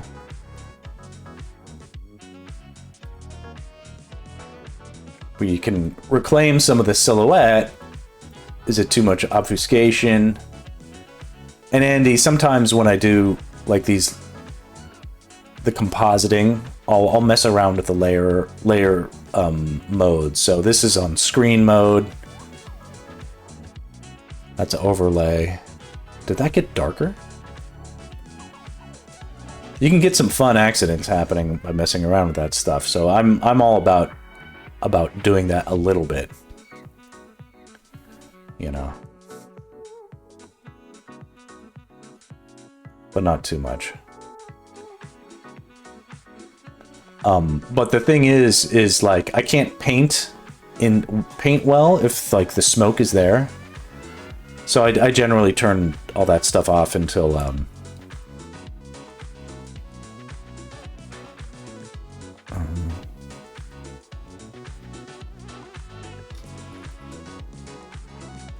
I like using layer modes with brushes in different modes, yeah. I mean, I like it too, especially, you know, you just need a quick effect in, like, because you could color, theoretically, right? Using these methods. Like, if you...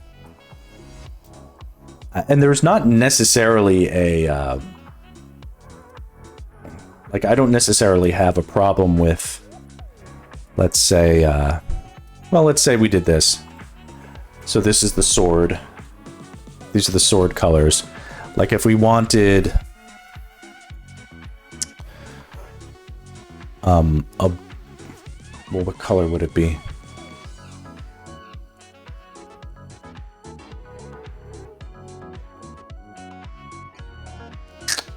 What colors are left? I guess it's like a bright blue color. Let's try.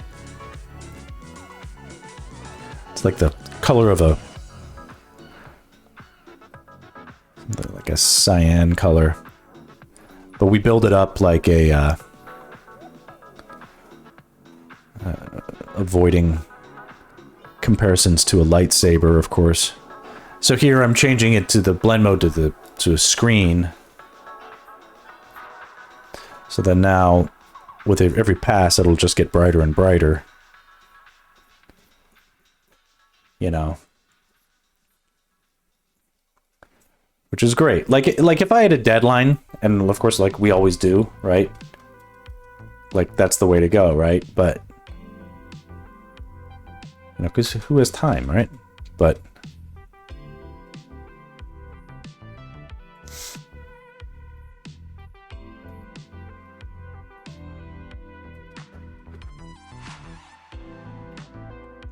I used to do this when I was a kid. I would draw curling tendrils of charged power around my master swords.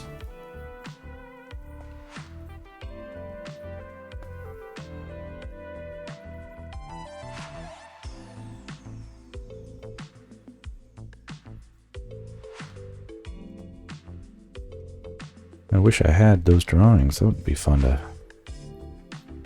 show. Oh, Sextra, you should check this out. The All that is crap. That's cool looking. It's kind of just experimenting. Extra. This is a. I found this the other day while I was in my old bedroom. This is an old school. This is sort of the design of the original shield in the original Zelda game. My dad made this for me when I was like 7 years old. A long time ago. So it's my official, unofficial, old school Zelda cosplay stuff. We had there was a handle here for my little 7-year-old hand. It's cool stuff.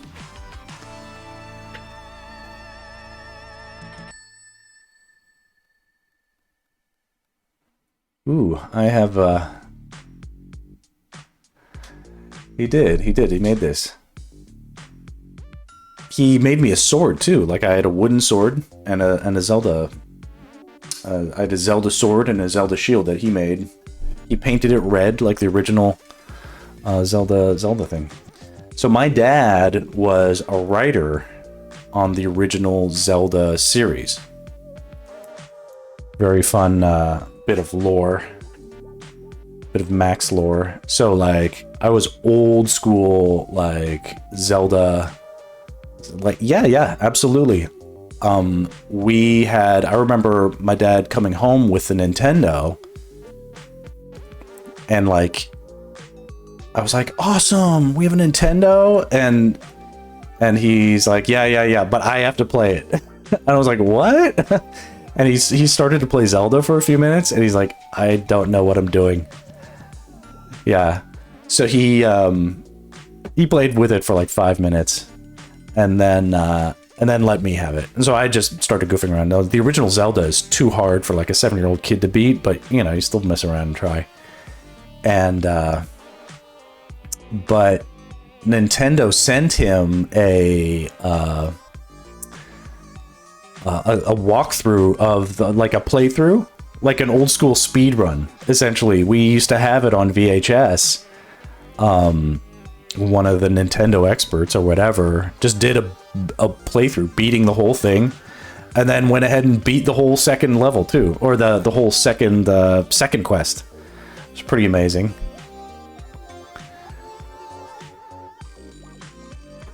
Did you ever see the original Zelda cartoon?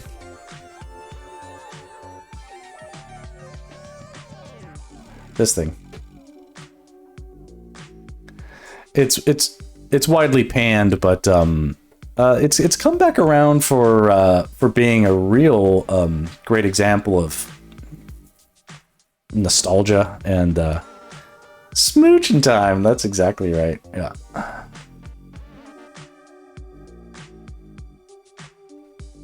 So my dad wrote probably at least a third or more of the episodes.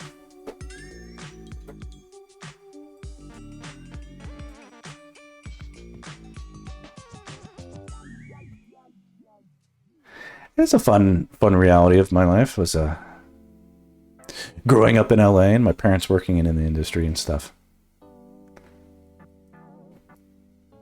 Anyway, so the concept of playing with Zelda as like a real thing in my brain has been there a long time.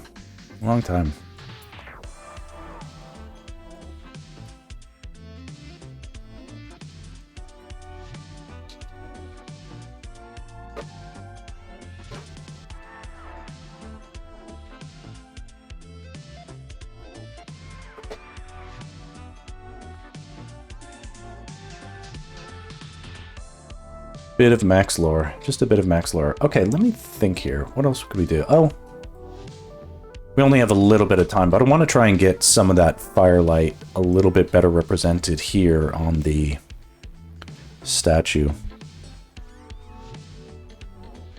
And this is interesting because I have to make some judgment call. The statue is super close to the fire. But if I make the influence of the fire brighter on the statue, then it won't essentially I want the fire coming out of the statue's mouth to appear as bright as possible. So if I make it too much of an influence and it'll brighten up the statue, then it won't have the effect I'm looking for. We have to cheat it a little bit, and that's okay. We can pretend it's made of different materials that don't reflect light very well. As long as it gets a little bit brighter overall, and then mostly in there with the red and some green. Let's pretend that's the solution. Whoa, that's not right. Here we go. Let's try this again. Brighter overall. Way more red. Some green. That's funny.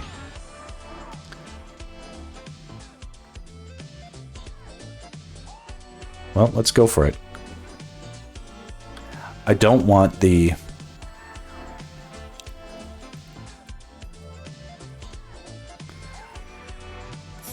to be some sort of huge effect that distracts the eyes. This is a lot more neutral than I would have assumed it would look, but it may look different to your eyes. This is kind of there in that realm of colors that Max doesn't see very well. According to this, it's definitely red, and it's definitely neutral, and it's not very saturated, and all that makes sense, so.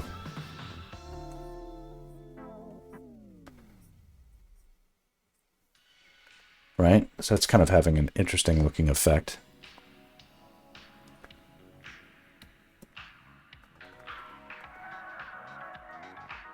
The thing is, though, that it has to be demonstrably brighter than the blue section. And I guess it is. I just have to be a little bit more committed to it. Right?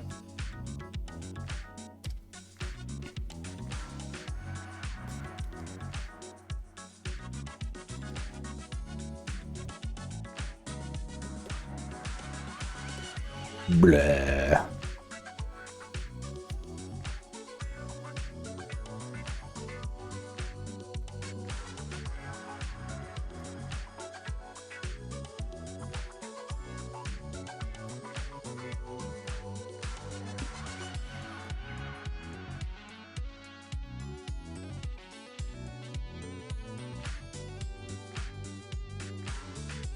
There we go. That feels like a...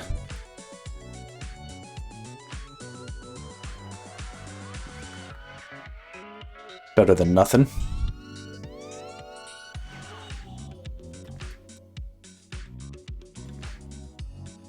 Yeah, I get to see my dad tomorrow.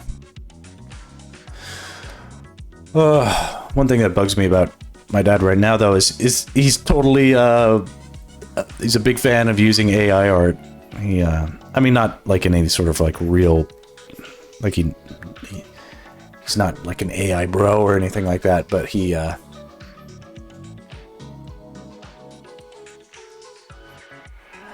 no, it's like a funny, like, you know, he's retired now, you know, he doesn't have to do anything really, so, like, it's okay, but it is sort of one of those, like, it's such a boomer take to have no compunctions about AI whatsoever, huh?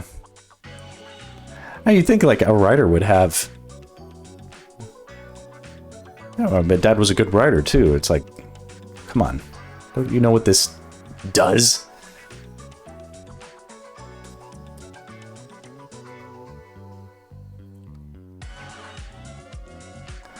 But we get along great, so that's the important thing.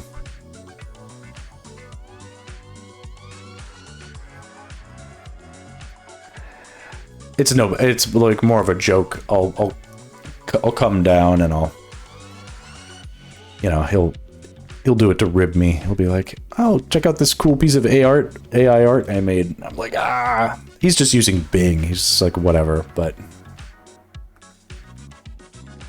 it would be my preference that he would not. Oh well.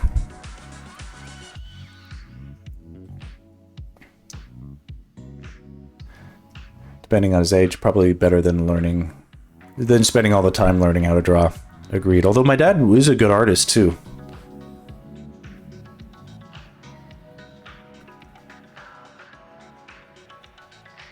Okay, that's feeling okay. What if we got a little bit brighter?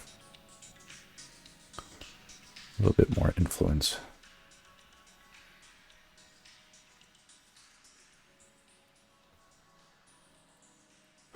Bruh.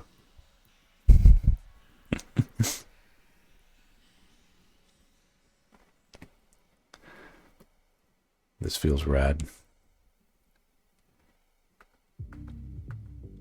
And it's kind of like, and so just so everybody knows, the design of this fire will be honed a little bit more.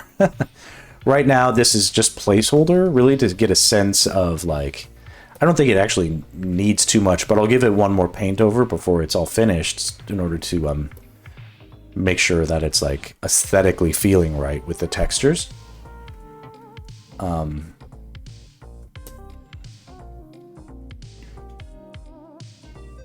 But this is feeling cool.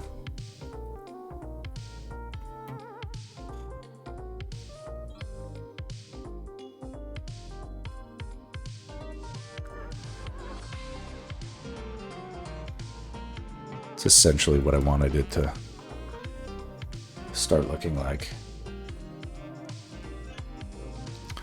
Would any of that catch out to over here?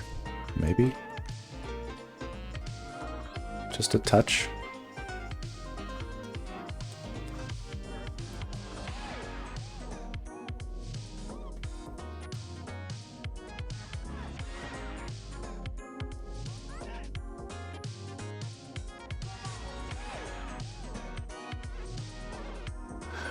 Bruh.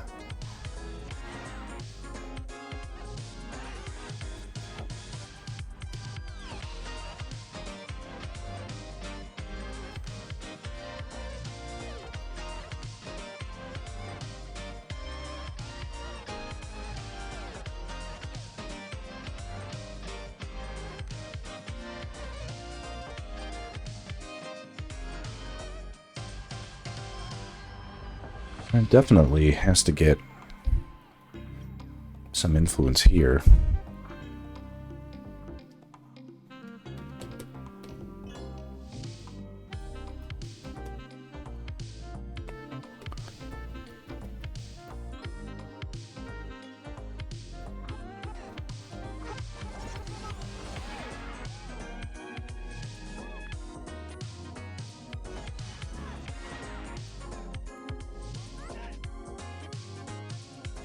There we go.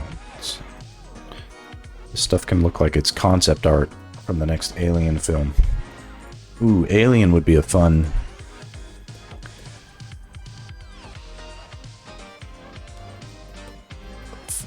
project to do some concept art on, or even just fan art.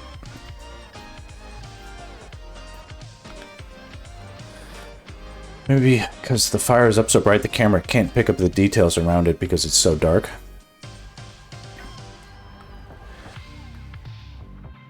If I make the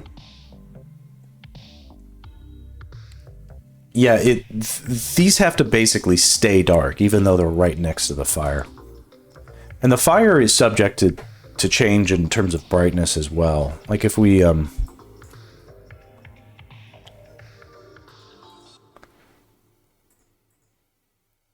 like the fire can become more bright or can change itself. Here, where is it? Statue fire. What I don't want to do is have the fire brighter than it should be. Oop. You know, this is like the same thing, but with an overlay treatment. That almost looks better in some ways. But like, I want a little bit of that to... I don't want you got a fire layer. Yeah, the fire is there.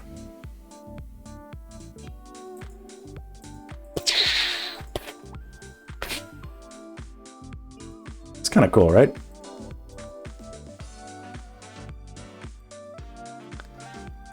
It's all there.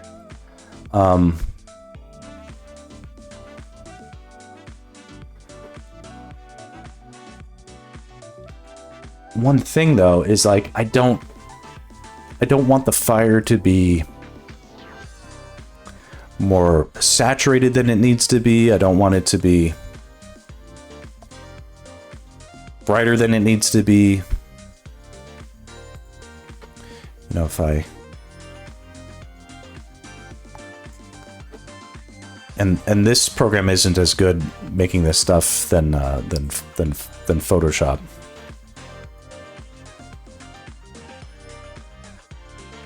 You know, but I want the fire to be,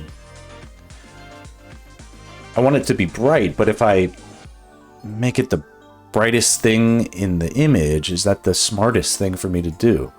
You know? And that's something I can tweak at the last second.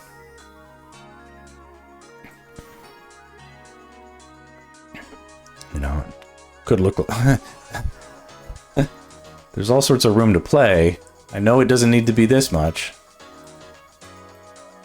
And then the other end of the spectrum. Like, I'm more akin to this than I am with brighter and crazier. Just cancel.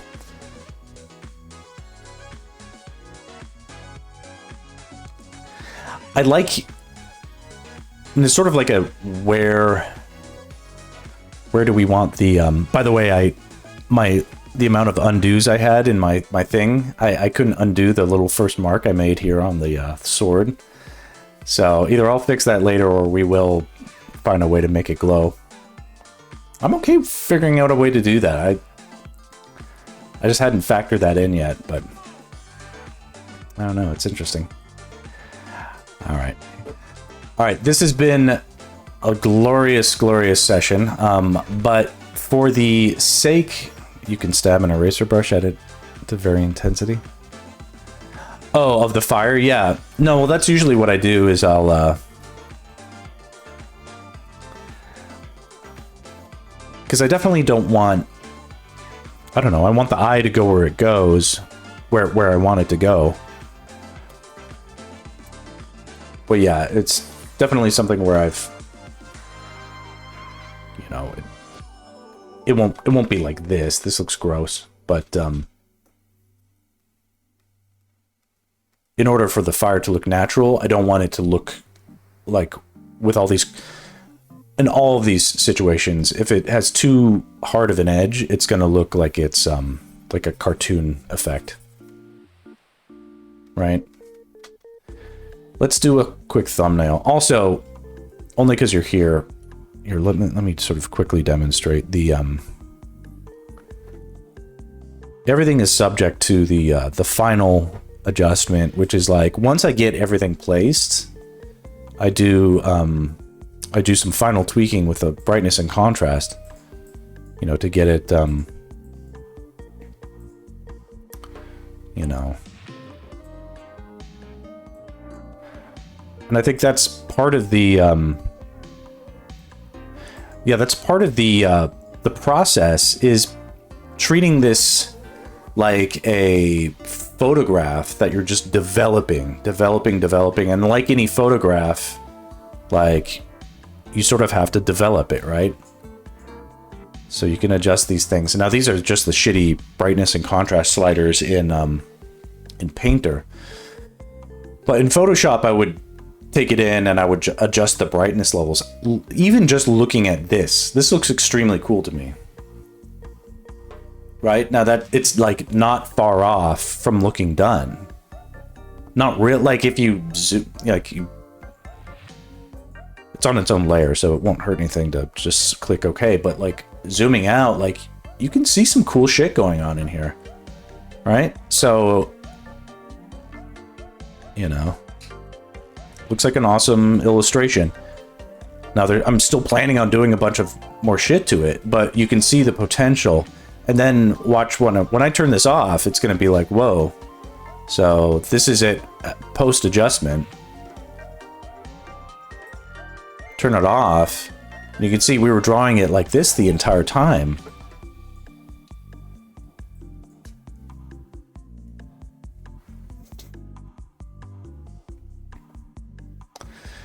Right. So having it, keeping those, thinking about the finality as something that happens at the end of the process. Like this is what we're choosing is not the final color.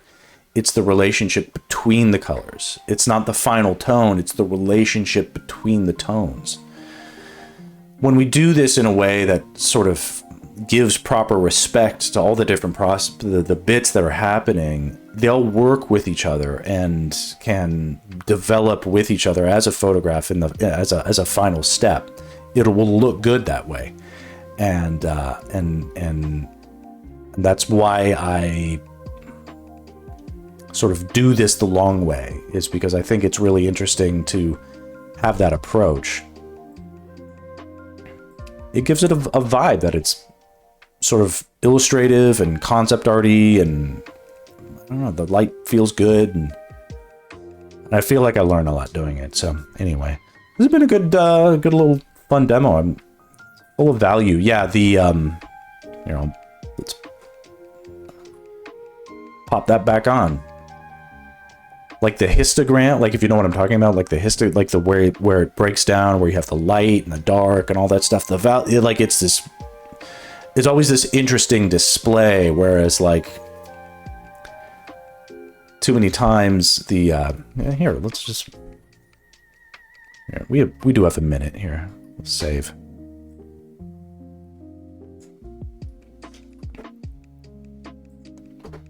Bring it into so we can see. So this is it. Right, yeah. Your eye wants to absorb it all. And it feels like you can. It's not overexposed, it's not underexposed when it's all done. So here. So yeah, so this is the image that we can adjust the levels.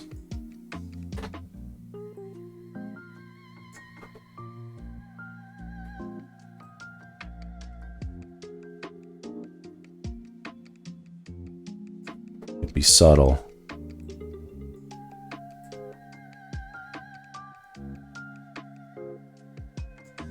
Right?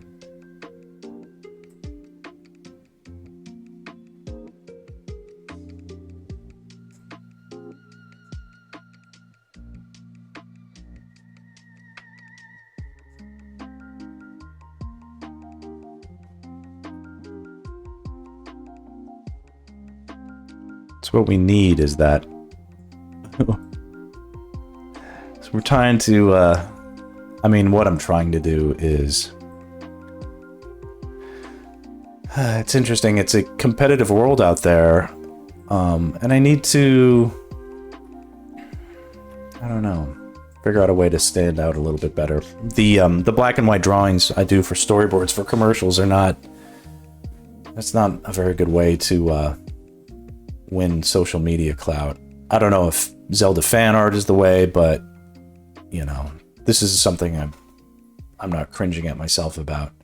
I think it's very cool. And then you can continue to adjust things like auto tone, whatever. All these are sort of interesting to mess around with. Auto color. I don't know if any of those did anything amazing, but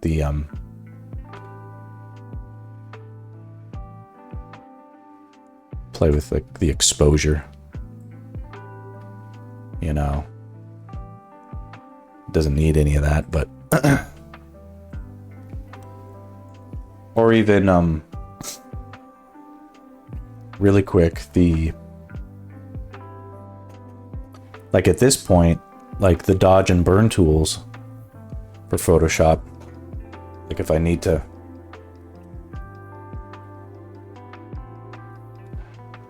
bring up more of whatever on whatever, or instead of making him brighter,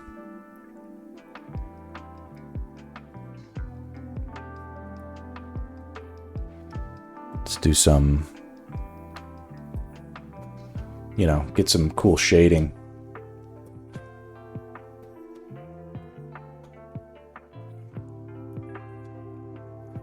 Looks like it's something out of a heavy metal magazine. Of course, all that is like, you know, you want to do this the right way.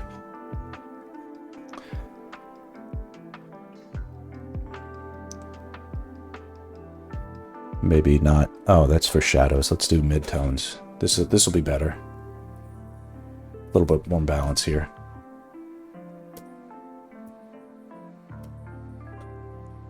Right? There we go. Now that feels like a little bit, because that's something that this needs, is a little bit more feeling like there's a shadow under Link.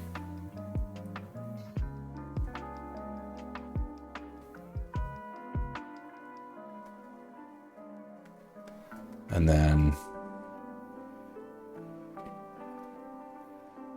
what if there was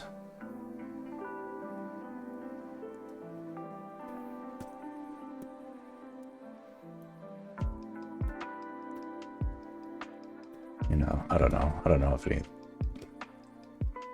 any of that's an improvement. Not really, but you know, stuff to experiment with.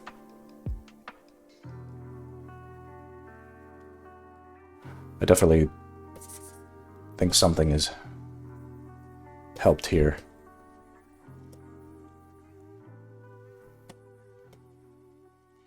I'd be like, oh, I didn't know that could look cool if I did that. Anyway, so many stupid tools. One thing I like to do is the end of the stream, make it big, split my screen into 50-50, and we'll do a thumbnail.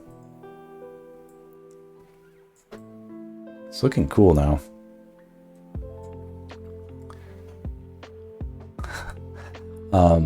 I've done a lot of goofy faces, so I'll try some smiley ones. Like,